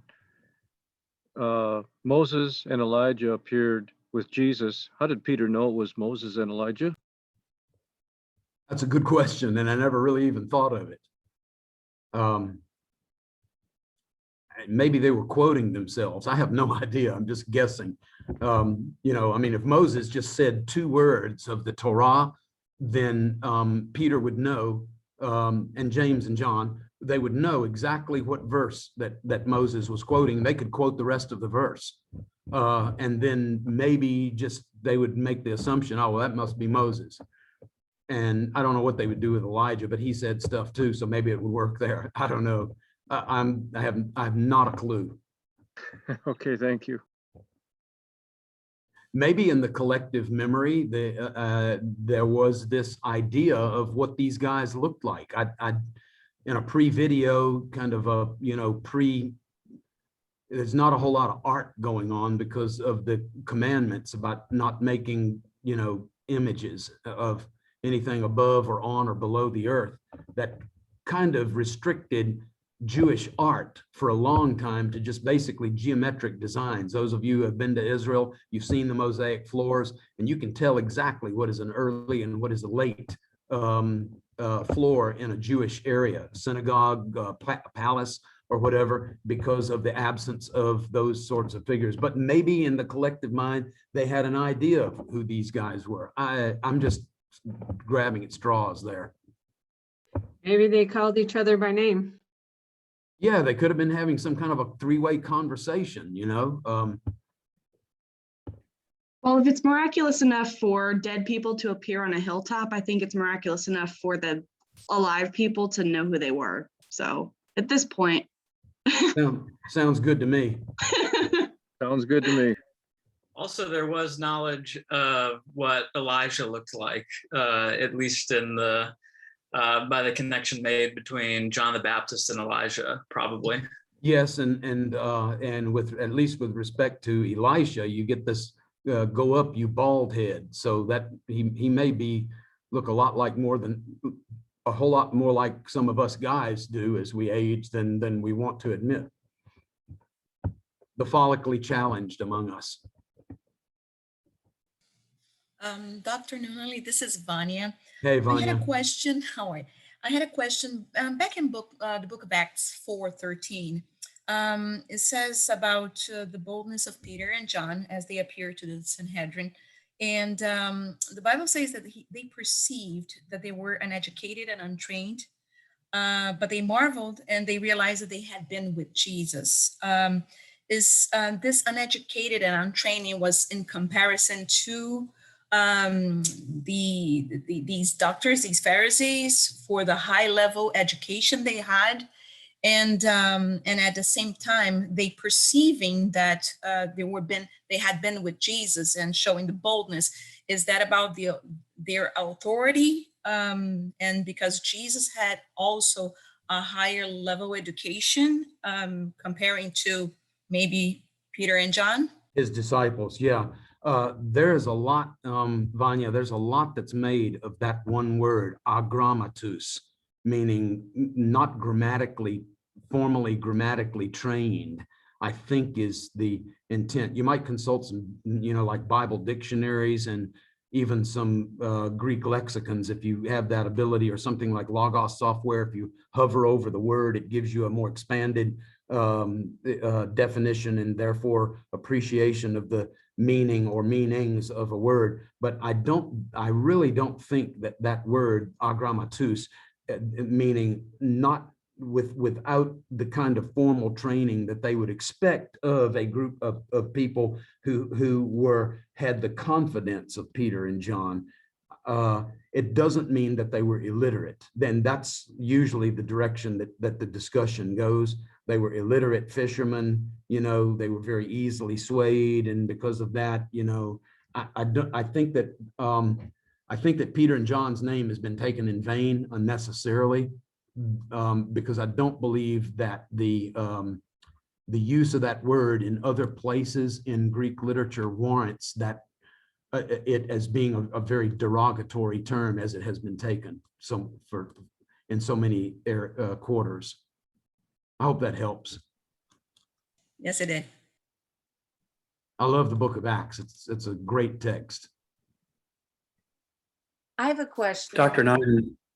Let's let the lady go first and then Randy, I think. Hi, thank you. This Hey, is Grace. Karen Knold with Grace Knold. And I really enjoyed absolutely everything that you've been teaching. Never doubt that we're thoroughly loving what you're doing. First of all, that is encouragement. Thank It's you. very in-depth and clarifying, and it's just wonderful. I did have a little bit of a elaboration I'd like you to do on maybe when was this fixed? When was it discovered that Jesus' time, it was not the Aramaic, but it was the Hebrew? That I don't think I need to elaborate, you know what I'm saying? Because Yeah, okay. Yes, I appreciate that. All right, so for everybody that came to class, thank y'all for showing up and loving on me and a little bit and encouraging me. And I hope that it's been helpful for you as well. Feel free to exit the room now. We just usually hang around for a while and have a little kind of after the class. And I've got class. I have to leave the house I got to get up at 6 in the morning and leave at 6:45. So I'm not going to hang around for terribly long, but I'll stay till about 9 o'clock. Does that sound fair for those of you that want to peel pool, do a little, Beit Midrash or Torah study? But please feel free to take off. We are past the 8:30 hour. Thank you very much. God bless y'all. Nice to have met you, Claudia's sister. Crystal, thank you very much. It was, My I pleasure. enjoyed. I hope y'all continue to have a fun visit. All right, and so Thank on the original language or mother tongue of Jesus, up until the late 1700s, 1790s or so, no one in all of Christendom had any idea, had any belief, it was never expressed in writing or whatever, that Jesus spoke anything other than Hebrew. It was at that time that Franz Delitzsch, the Keil Delitzsch Old Testament commentaries, Franz Delitzsch died, and he handed off his mantle to a guy named Gustav Dalman, Gustaf-Dalman. These are all German guys. So Gustav Dalman completely reversed the teaching of Franz Delitzsch, and he began to assert that Jesus did not speak Hebrew, but that rather his native tongue was Aramaic. And the reason that he did this is because early explorers were scouring the land of Israel, and they were finding some of these 3rd, 4th, 5th century synagogues, and those synagogues that didn't need to be excavated. There was no archaeology in the early 1800s. but they had Aramaic dedicatory inscriptions. Consequently, okay, this is Galilee, this is land of Israel, this is a Jewish synagogue. It has an inscription that is Aramaic, so evidently, at least Galilee is an Aramaic speaking area. Well, the problem with that is those synagogues were 3rd, 4th, 5th century. They didn't know that back then. They just thought, hey, this is a partially standing synagogue. It's in the land of Israel. It's Jesus' home area, you know. And let me see if I can turn off, mute all. Yes. Okay. Are you still able to hear me? Okay. So keep using your space bar if you want to talk. I just was getting some feedback. On the basis largely of those Aramaic inscriptions of late synagogues, it was concluded by Gustav Dahlmann that Jesus spoke Aramaic. So then that theory was popularized and has now become the standard position of not just the academy, whether conservative or liberal makes no difference. Jewish or Christian makes no difference. That is the standard position of the academy. But because the academy tends to train pastors, other Christian leaders, then it's become ubiquitous in Christianity, to the extent that in the New Testament you have 16 times phrases in Greek like in Hebraion or in Hebradi, in Hebraisti, and they will, the modern translators will translate that in Aramaic, because of course they've been to school, they've been to graduate school, they've been to seminary, they've gotten doctoral degrees from one place or another, and they know better because they've been trained that way. And so the conclusion is, well, the New Testament authors in Greek do not have access to a word in Aramaic. So they have to use this in Hebradi, in Hebraion, in Hebristi. The reality of it is, though, that very word exists in Greek and in 1st century Greek, and from someone who is in the land of Israel. Josephus uses the phrase insuristi, read in Syrian, like Syria, Damascus, because that's where the Aramean kingdom that then developed the Aramaic language was situated, in Damascus, in Syria. And so it's called in Greek Insuristi, because that's what that area was called in Greek Hellenistic times, Syria. So then now fast forward on to the 1970s, late 60s, 70s, 80s, and on to today. Well, now we have more than a half a dozen synagogues in Galilee. Synagogues in Galilee. And of those 1st century inscriptions in those synagogues, none of them are Aramaic. They're all Hebrew. Well, that goes along with, for example, coin evidence. Coins in the land of Israel during the time period that we're concerned with are minted on front and back, just like coins today. However, because Israel of Jesus' day is multilingual, and before and after is multilingual, inevitably, with only one exception in the days of Alexander Jannaeus, that's in the time of the early 1st century BC. All of the other coins minted at that time will have Greek on one side and Hebrew on the other, not Greek and Aramaic. And this is the language of the marketplace. This is not some artificial language of the academy. Okay, another area of evidence comes from the literature. The Dead Sea Scrolls, almost all Hebrew. Rabbinic literature that comes from the land of Israel, all Hebrew. The Bar Kokhba letters from the time period just after the New Testament, there's a little bit of Greek in it, but basically Hebrew, even to the tune of bring this list of supplies when you come from Jericho. Not religious text, not religious or not sacred text, not the language of the academy, but the spoken language of the common people. One lieutenant to another in the revolt of Shimon Bar Kokhba. So you get the Bar Kokhba letters. I mentioned earlier that you have place names of locations, cities and villages that are founded in the intertestamental period. So you can't make the complaint of like Jerusalem or Bethlehem or Hebron or something like that. Well, of course that's Hebrew. It's in the Hebrew, from the Hebrew Bible. Forget about those and let's focus on those locations that are founded and then named in the intertestamental period. And you have those places that are named Beth or Beit in Hebrew, not Bei, B-E-I, as in Aramaic. So geography is telling us that. Coins are telling us that.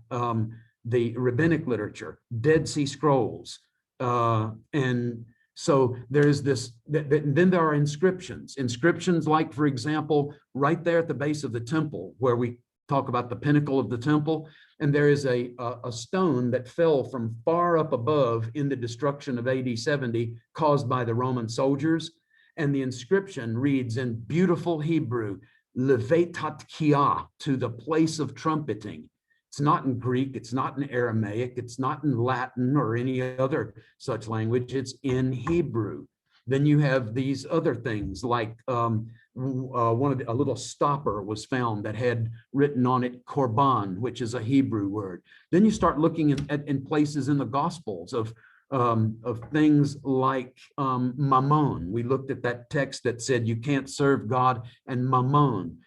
In your English translations, you will often find a footnote. It's not divinely inspired because it's not God's word. It's a footnote. It's an explanatory remark somewhere down in the minutia of all of your cross references and words in italics and stuff like that. And it says an Aramaic word of obscure origin. Well, that's perfect, except that it's not Aramaic and it's not obscure. Everything else about that statement's great. Ha ha ha, thank you very much.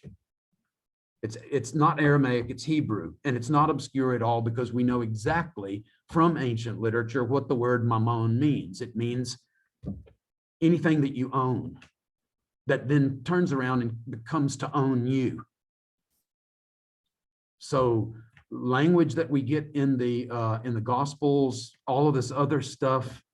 Here's some things like idiomatic expressions in the gospel, even if they're not Hebrew, you know, like transliterated Hebrew, you have phrases in the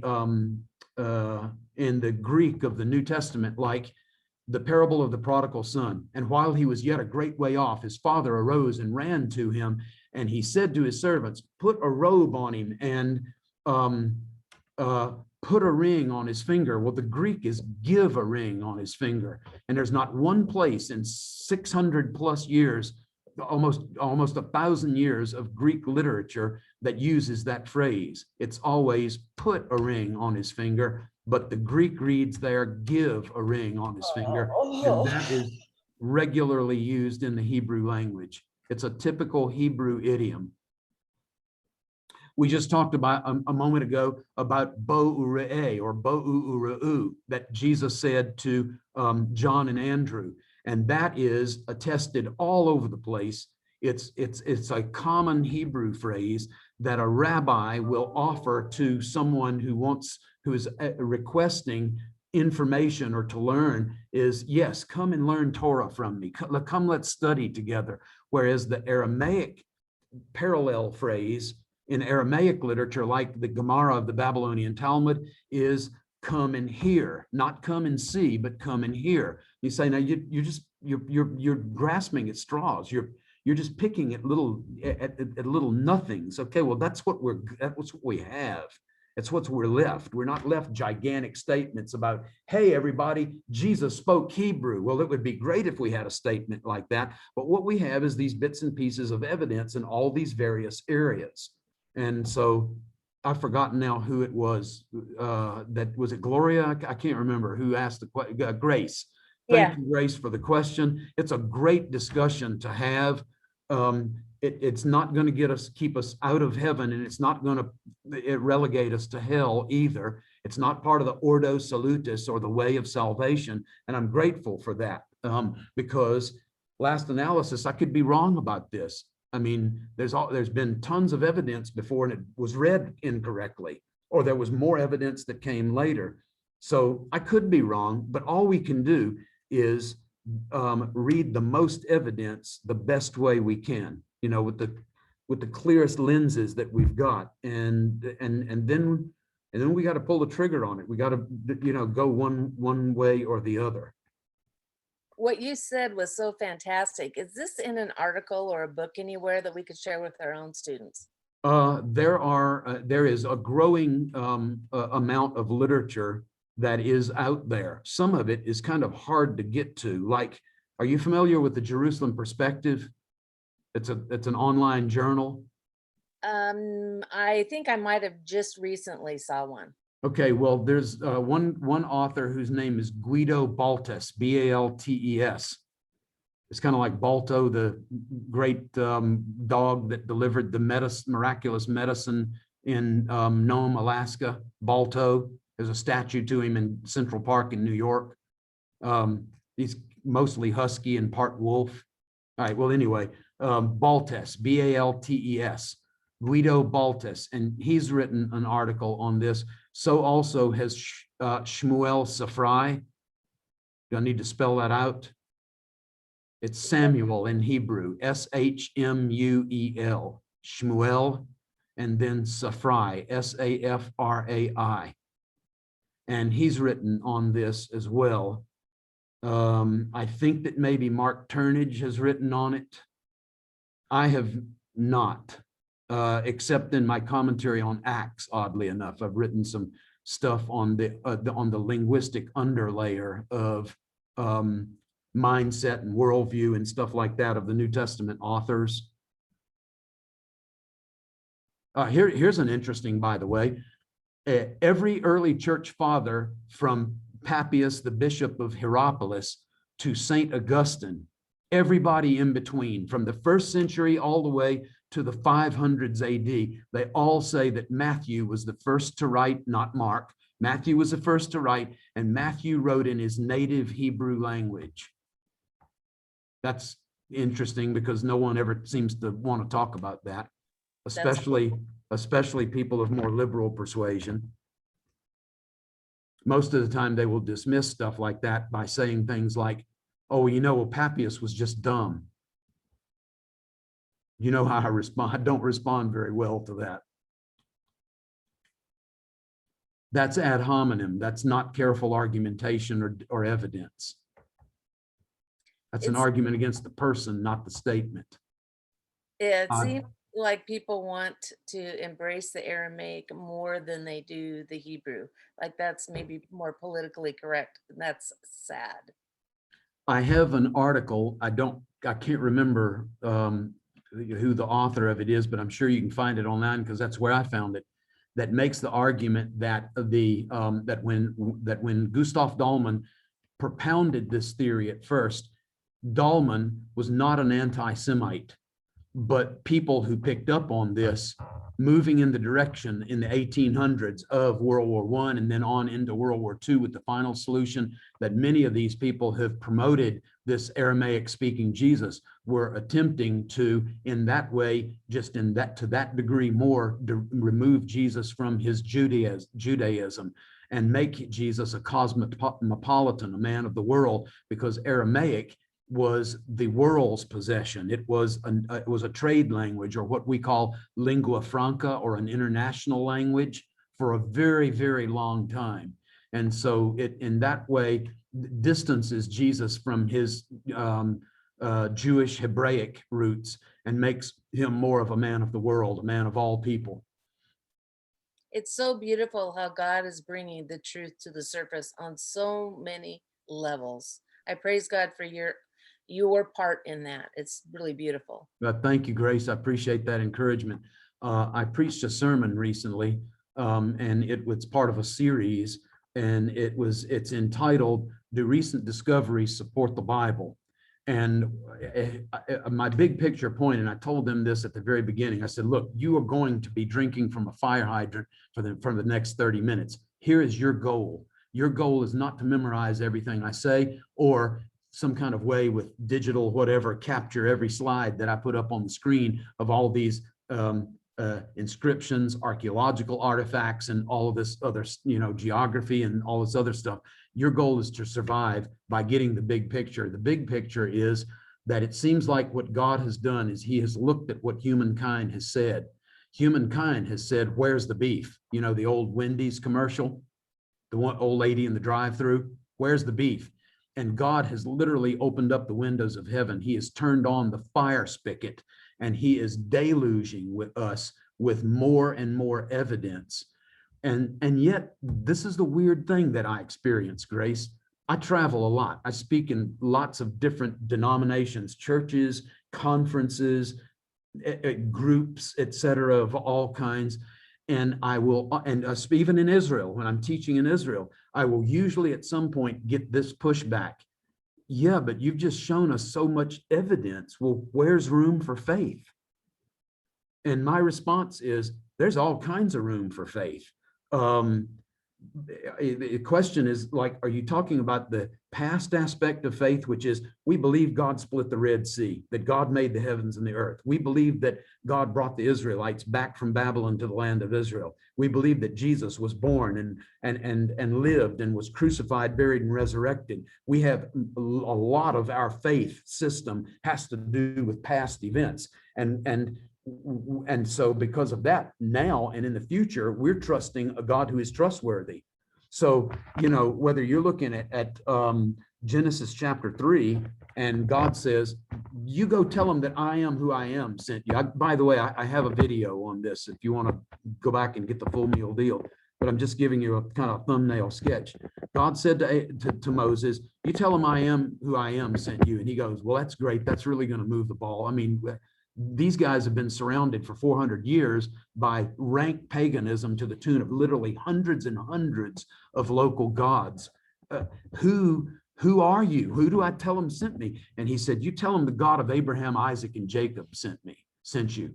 And that is, hey, I have a track record. You can look back at my faithfulness. I promised and I fulfilled to your forefathers. And the same God who was faithful to Abraham, Isaac, and Jacob, I'm going to be that kind of faithful to you. And if I promise I'm going to bring you out, by George, or maybe by me, I'm going to bring you out. And so there's this kind of trust me for the future based on who I've been in the past. And then in Acts chapter 1, verse 3, it says that after Jesus was resurrected from the dead, then he appeared to his disciples with, listen to this language, many convincing proofs. Many convincing proofs. So there's a relationship, I think a symbiotic relationship between, a supportive relationship between faith and evidence. And that we don't live in a vacuum with one absent the other, but we live with a both and the evidence should be informing our faith. When I'm in Israel with a group, I remind them probably multiple times a day now that I think about it. Remember, I told you when we got on the bus at Ben Gurion Airport, I said, this is the place where faith becomes sight. You remember that famous song, It Is Well With My Soul by Horatio Spafford, who, by the way, is buried in the Anglican cemetery that basically belongs to, as an annex of Jerusalem University College. See, everything is connected some kind of way. Where do we find your videos, Dr. Nunnally? WaveNunnally.com, Wave Nunnally Facebook, Wave Nunnally YouTube. All one word, all lowercase, just all run together. And if you forget how you spell that crazy last name, you just throw a whole bunch of N's and a whole bunch of L's at it. You'll get it right. It'll be close enough for a Google search to pick it up. I intentionally spell my own name wrong sometimes, and I still get to the stuff. Dr. Nunnally, Thank you. I think Dr. Flusser did some work on the Hebrew background and language in the New Testament era as well. Yeah, Flusser is all over that, absolutely. Yeah. And Yeah. what a preeminent scholar he was. I can't believe that this year is the 20th year of his passing. It seems like it was like 5 years ago, maybe. He died, I think, in 2001. Dr. Nunnally, I have a quick question. Yes, ma'am. It's about when you quoted from the Mishnah about 5:21 with the rabbi. How old would the disciples have been? When it quotes through all those ages, for like a 5-year-old, they were doing this. How old was it? Because they're portrayed as old. I was always just curious how old they actually are. So like Jesus' disciples, you're saying they're usually portrayed as being older? Yeah, so how old might they have actually? Probably all over the place. I think some of them might have been young, some of them might have been middle-aged. I mean, you hear about guys like James and John, Peter and Andrew. They own their own businesses. They're married. They've got kids, you know, and stuff like that. So they're not whippersnappers. They're not, you know, like teenagers and stuff like that. In Da Vinci's Last Supper, it has John, the apostle, the one closest to Jesus, being portrayed as a very, very young guy. Who knows that? Da Vinci didn't know that. The other side of it is that John lived on into the 90s AD, so he couldn't have been really old, you know,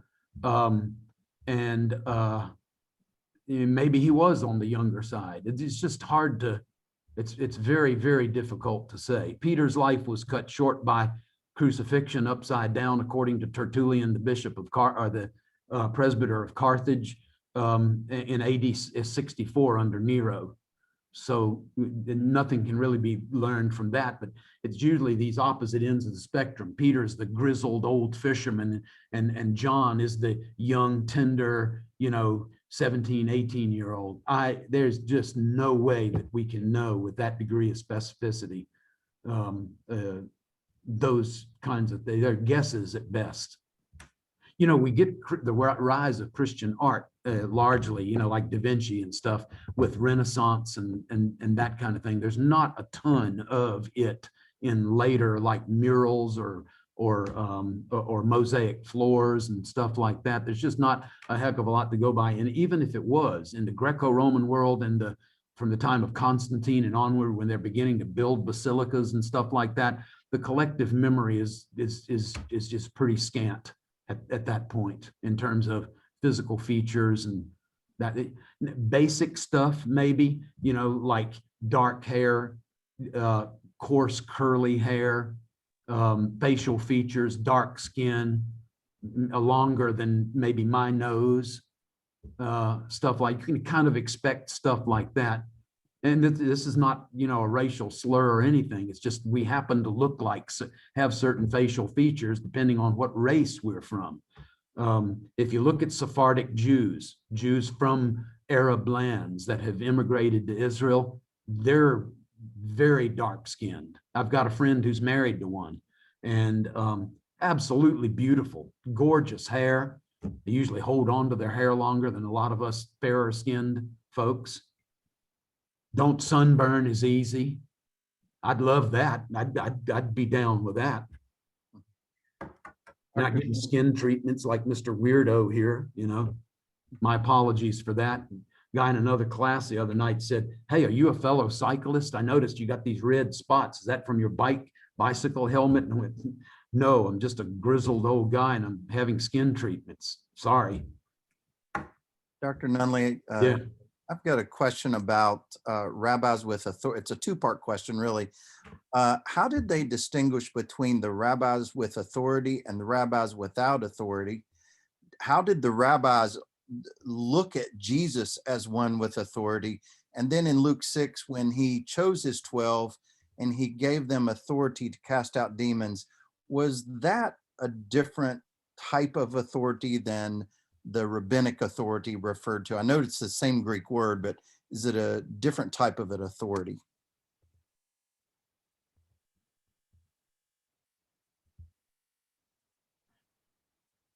I think that they're related. They might not be exactly synonymous, but there's got to be, it's simply the occurrence of the word has got to put you within the same ballpark, right?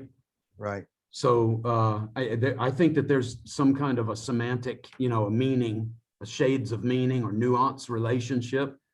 Whether they are exactly synonymous or not, I don't know. I don't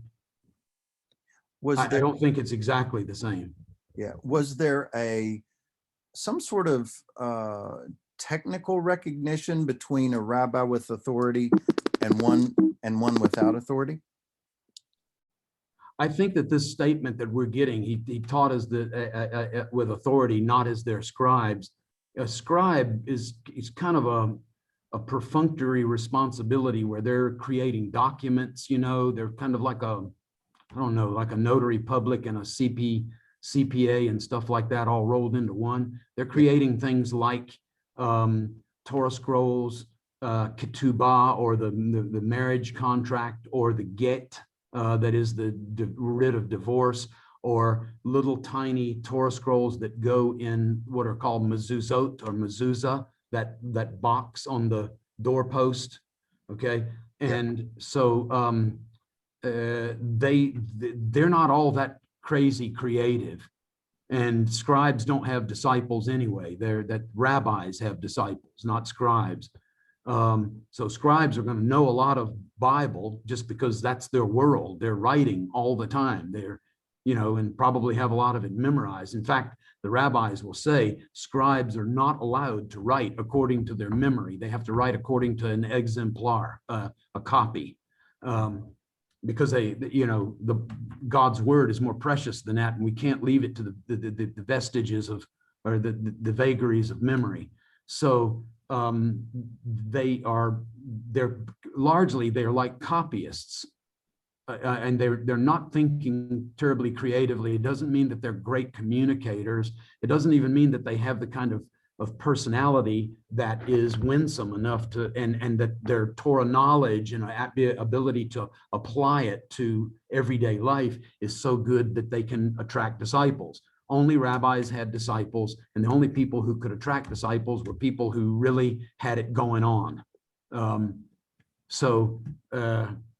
it talks about not as their scribes, it's not saying not as their rabbis, it's not as their scribes. But then the other thing is this idea of quoting sources. And Jesus doesn't quote. The only sources he quotes are Bible. Moses said, the scripture says, it is written, that kind of stuff. Jesus he gladly defers to Bible, and like every rabbi would do, but he doesn't play this name dropping game in order to establish the authority of what he's saying, because he has his own. That's a very interesting and distinct difference between him and them, and there aren't that many differences. So we have to really kind of be on our A game and stand up and recognize the ones that actually do exist like that. Another one, did we talk about exorcism, about Jesus' deliverance ministry, or no? It's just too much talking, too many different places, Anyway, so I apologize. I have to ask that sometimes because I don't want to belabor you, and waste time on stuff we've already dealt with. Well, there's a video out there on the deliverance ministry of Jesus, and it's amazing the similarities between him and current contemporary exorcists in the land of Israel among the Jewish people. Just watch the video if you're interested. If you're not, don't be messing with it, because it'll reach out there and grab you. But is that on your website? I'm sorry? Is that on your website, or where? Yeah, it's just something like the deliverance ministry of Jesus or something like that. That's on the Facebook page Wave Nunnally, or the YouTube channel Wave Nunnally. Awesome.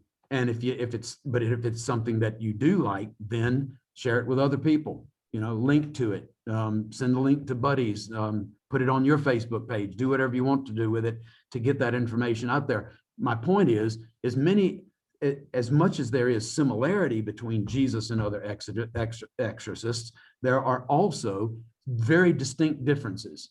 Give you an example. Jesus never name drops.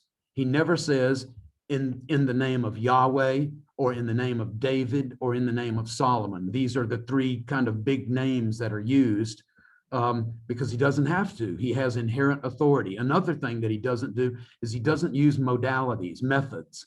He doesn't use a formula. He doesn't use a magical root. He doesn't use a kind of a secret decoder ring. There's a text in I think the Testament of Solomon that says you throw the ring at the chest of the demon or something like that. One thing that he does do that is absolutely fascinating is he uses water. It's mentioned by the rabbis. It's also mentioned in Josephus that there's a 1st century exorcist named Eleazar, And the way that he demonstrated to onlookers that the demon had come out of the person that needed exorcism is that he would place a basin of water in front, and then he would command the demon to upset the water when he came out of the possessed person. That's the same in a way of thinking thing that Jesus does, using the pigs to upset the water in the basin that we call the Sea of Galilee. Anyway, just a thought. Take a look at the video. If you don't like it, didn't cost you an extra shekel. Is there do you feel that there is a connection between increased demonic activity that we see recorded in scripture and the presence of Jesus on earth? Do you see a connection there, as we have sometimes heard? Could you restate the question? I'm sorry. Sorry. Do you see a connection in the increase of demonic activity during the time when Christ was on earth, as some folks do? I think that they are probably speaking from a dearth of evidence. I do think, though, that another difference between Jesus and others exhibiting exorcistic abilities is the frequency and the sheer number of people that Jesus was able to deliver from demons. These other guys do it. It's kind of an every so often kind of thing. You don't hear about people just having just this major, exorcistic ministry. Jesus evidently does have that. So that's another one of those differences. He doesn't use modalities. He doesn't name drop in the same way that he doesn't give the pedigree of the sayings, like the first will be last. He doesn't have to cite Hillel. That's just true. And it's true because it's true, and it's doubly true because I say so. And then the other stuff has to do with this, not using modalities to cast out demons, not name dropping in the name of Solomon, in the name of David, etc. He doesn't use incantations like singing hymns or, playing a harp over people.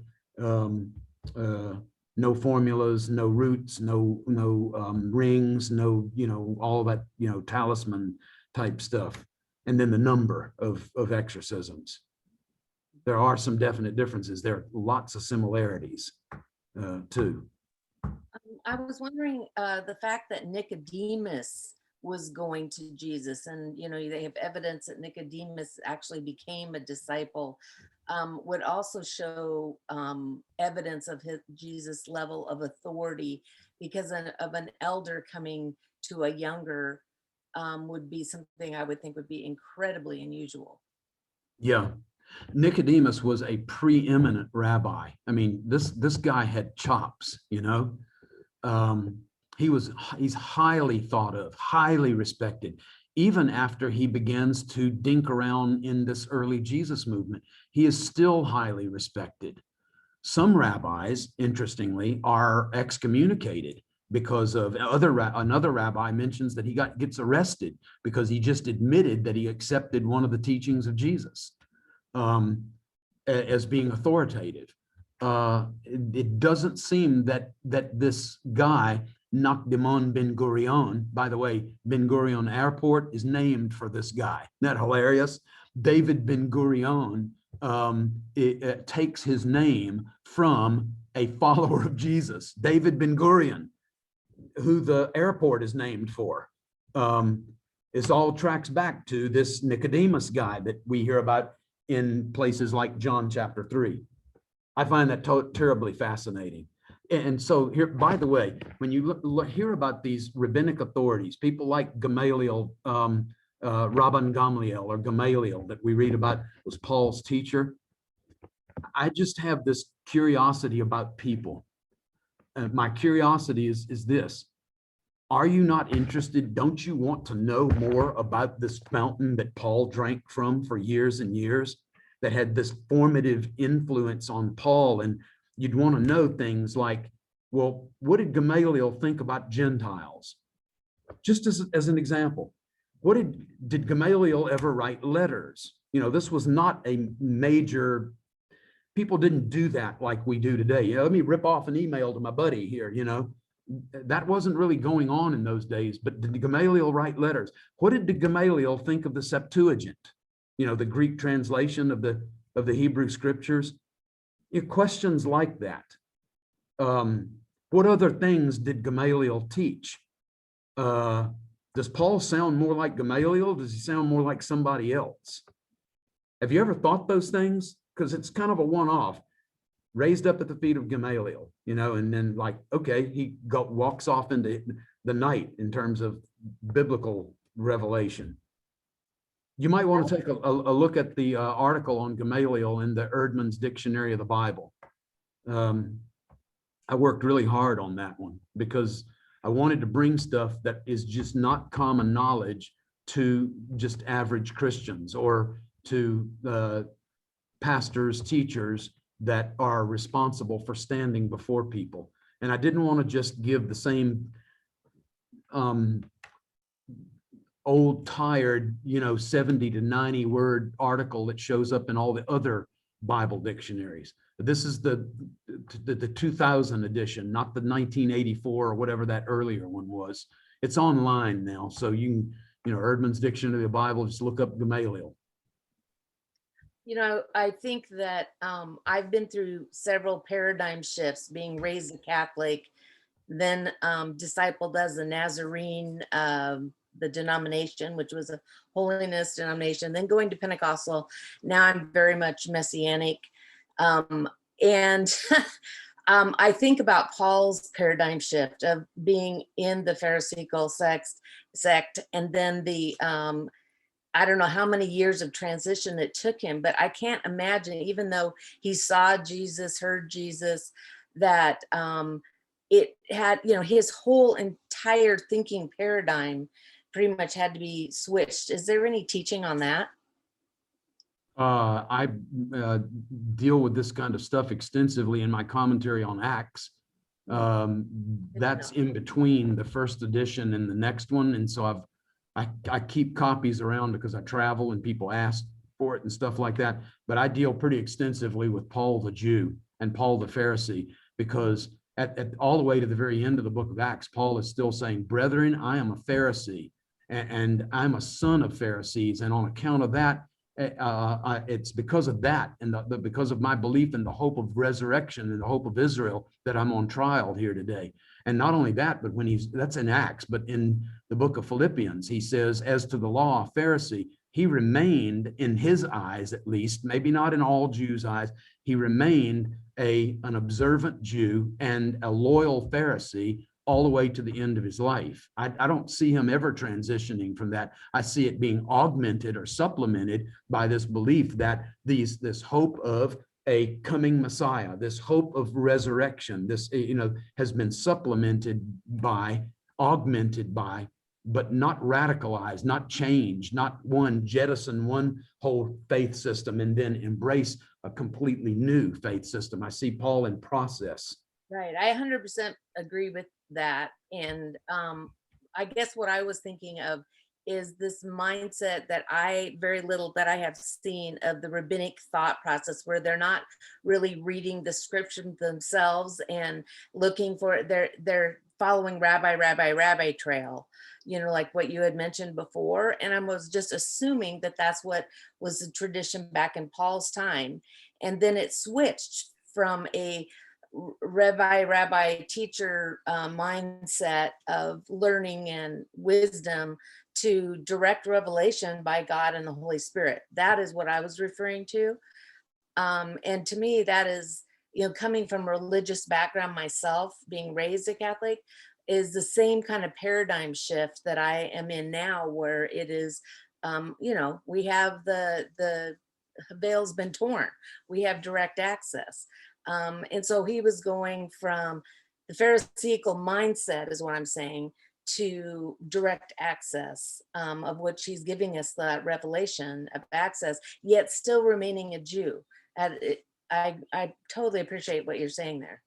Well, in reading what Paul says and does in the book of Acts, and then reading his own words in his own letters, Paul seems to me very much the kind of person that is more than willing and able to do his own thinking.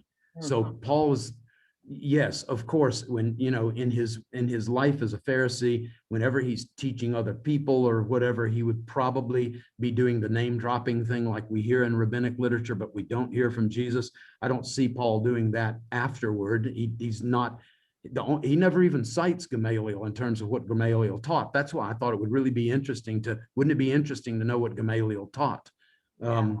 Gamaliel was an incredibly lenient person and even got the disciples of Jesus off when a death sentence was hanging over their heads. He was a very lenient Pharisee. The other side of it is that Paul seems to have rejected that component of Gamaliel's persona and instead embraced this very hardcore attitude because he saw a real threat to his native Judaism, that he was willing to go to foreign countries and imprison people and drag them off to jail and even vote to put them to death like Stephen. So I don't see him as being a thoroughgoing Gamalielite Pharisee or Hillelite Pharisee. Gamaliel was the grandson of Hillel, and Hillel the elder was of the lenient side of the Pharisees. So there's that whole kind of lineage sort of thing. Paul was quite oppositely predisposed. But Paul does say, let me just bring your attention to one Bible passage. This is Acts chapter 24. Paul says this, I do admit this thing, that according to the way, which they call a sect, a hierasis, the Greek reads like a heresy, I do serve the God of our fathers. That's still a very traditional standard, the God of our fathers, believing everything that is in accordance with the law and that's written in the prophets. So he's saying, you can't convict me of being some sort of a wild-eyed, revolutionary, making it up as I go along, or this is something brand new. Everything that I believe and everything I've been preaching and teaching is in accordance with Torah and in accordance with the prophets, the Nevi'im. Thank you so much. Mon plaisir. Dr. Nunnally, Cindy Haley here. Cindy. Yes. Here, let me Gotcha. Okay. I can put that video in. Okay. So I have a question. We were talking about Paul. I didn't want to go too far off of our discussion on Jesus, but can you elaborate a little bit on the dissension between Paul and Barnabas over Mark, other than what we read in the Bible? Why? Not a whole lot, but I can extrapolate on, I can go to other texts that illuminate that. And I deal with this in my commentary on Acts 2 because that whole dissension takes place. First of all, Paul's never afraid of having a scrap, right? Right. The other thing is when those guys can't find common ground, they part company. But you know what? The way that they deal with that, the fallout of it is so exemplary to me. They never, ever character assassinate one another. You never hear them. So, I mean, Paul will say a whole lot more hard things about Peter than he ever does about Barnabas. That's one point that I make in the commentary. Another point that I make is that Paul had seen what happened in Acts 13 when in the midst of their deep need, they're just getting their feet wet as, quote, what we would call foreign missionaries. And they're over in Asia Minor and Mark gets whatever, homesick, cold feet. I don't know what it was, but he left. And Paul never quite, well, he did. He didn't get over it up to the end of Acts 15 and his, this, argument that he has with Barnabas. But Barnabas is physically related to Mark. They're kinsmen. And I think that it is that Barnabas and Mark's mother are brother and sister or something like that. One way or another, he feels this familial allegiance and need to continue to try to bring Mark along and that kind of thing. Possibly Mark, because it's only told in the Gospel of Mark, is the one who is in the Garden of Gethsemane with Jesus and he abandons him as well. So it seems like he has sort of a history of heading for the hills when the chips are down. So Paul says, not a chance, once burnt, twice shy. And Barnabas says, no, we're going to take him. Paul says, no, we're not. Barnabas says, yeah, we are. Paul says, no, we're not. Paul ends up taking Silas and Barnabas ends up taking Mark. and they go separate ways. Barnabas and Mark go to Cyprus, where Barnabas is from and where he owns property and perceivably also has family. Paul and Silas go back to the churches and then continue to expand that ministry that they got started to begin with. What ends up is that God uses that in his incredible sovereignty to expand, to multiply ministry, which I find to be really cool. God's not limited to our arguments and issues. And then more people hear about Jesus, the kingdom grows, and things go well. At the end of Paul's life, when Paul is in prison, he says, I want you to bring Mark with you. He's useful in ministry. Man, that's cool. That's just real apostolic. Second chances. If I hadn't gotten one, I wouldn't be sitting here talking to you tonight. Second, third, fourth, fifth, seventh chances, right? You know, on out there. God is a gracious and merciful God. And Paul, as a representative of him, is reflecting that part of the character of God. He's a God of second chances, and Paul ends up being an apostle of second chances. Everybody talks about Paul being so hardcore and hard to get along with and stuff, but at the very end, he said, bring Mark, he's useful in ministry. Full restoration. Hallelujah.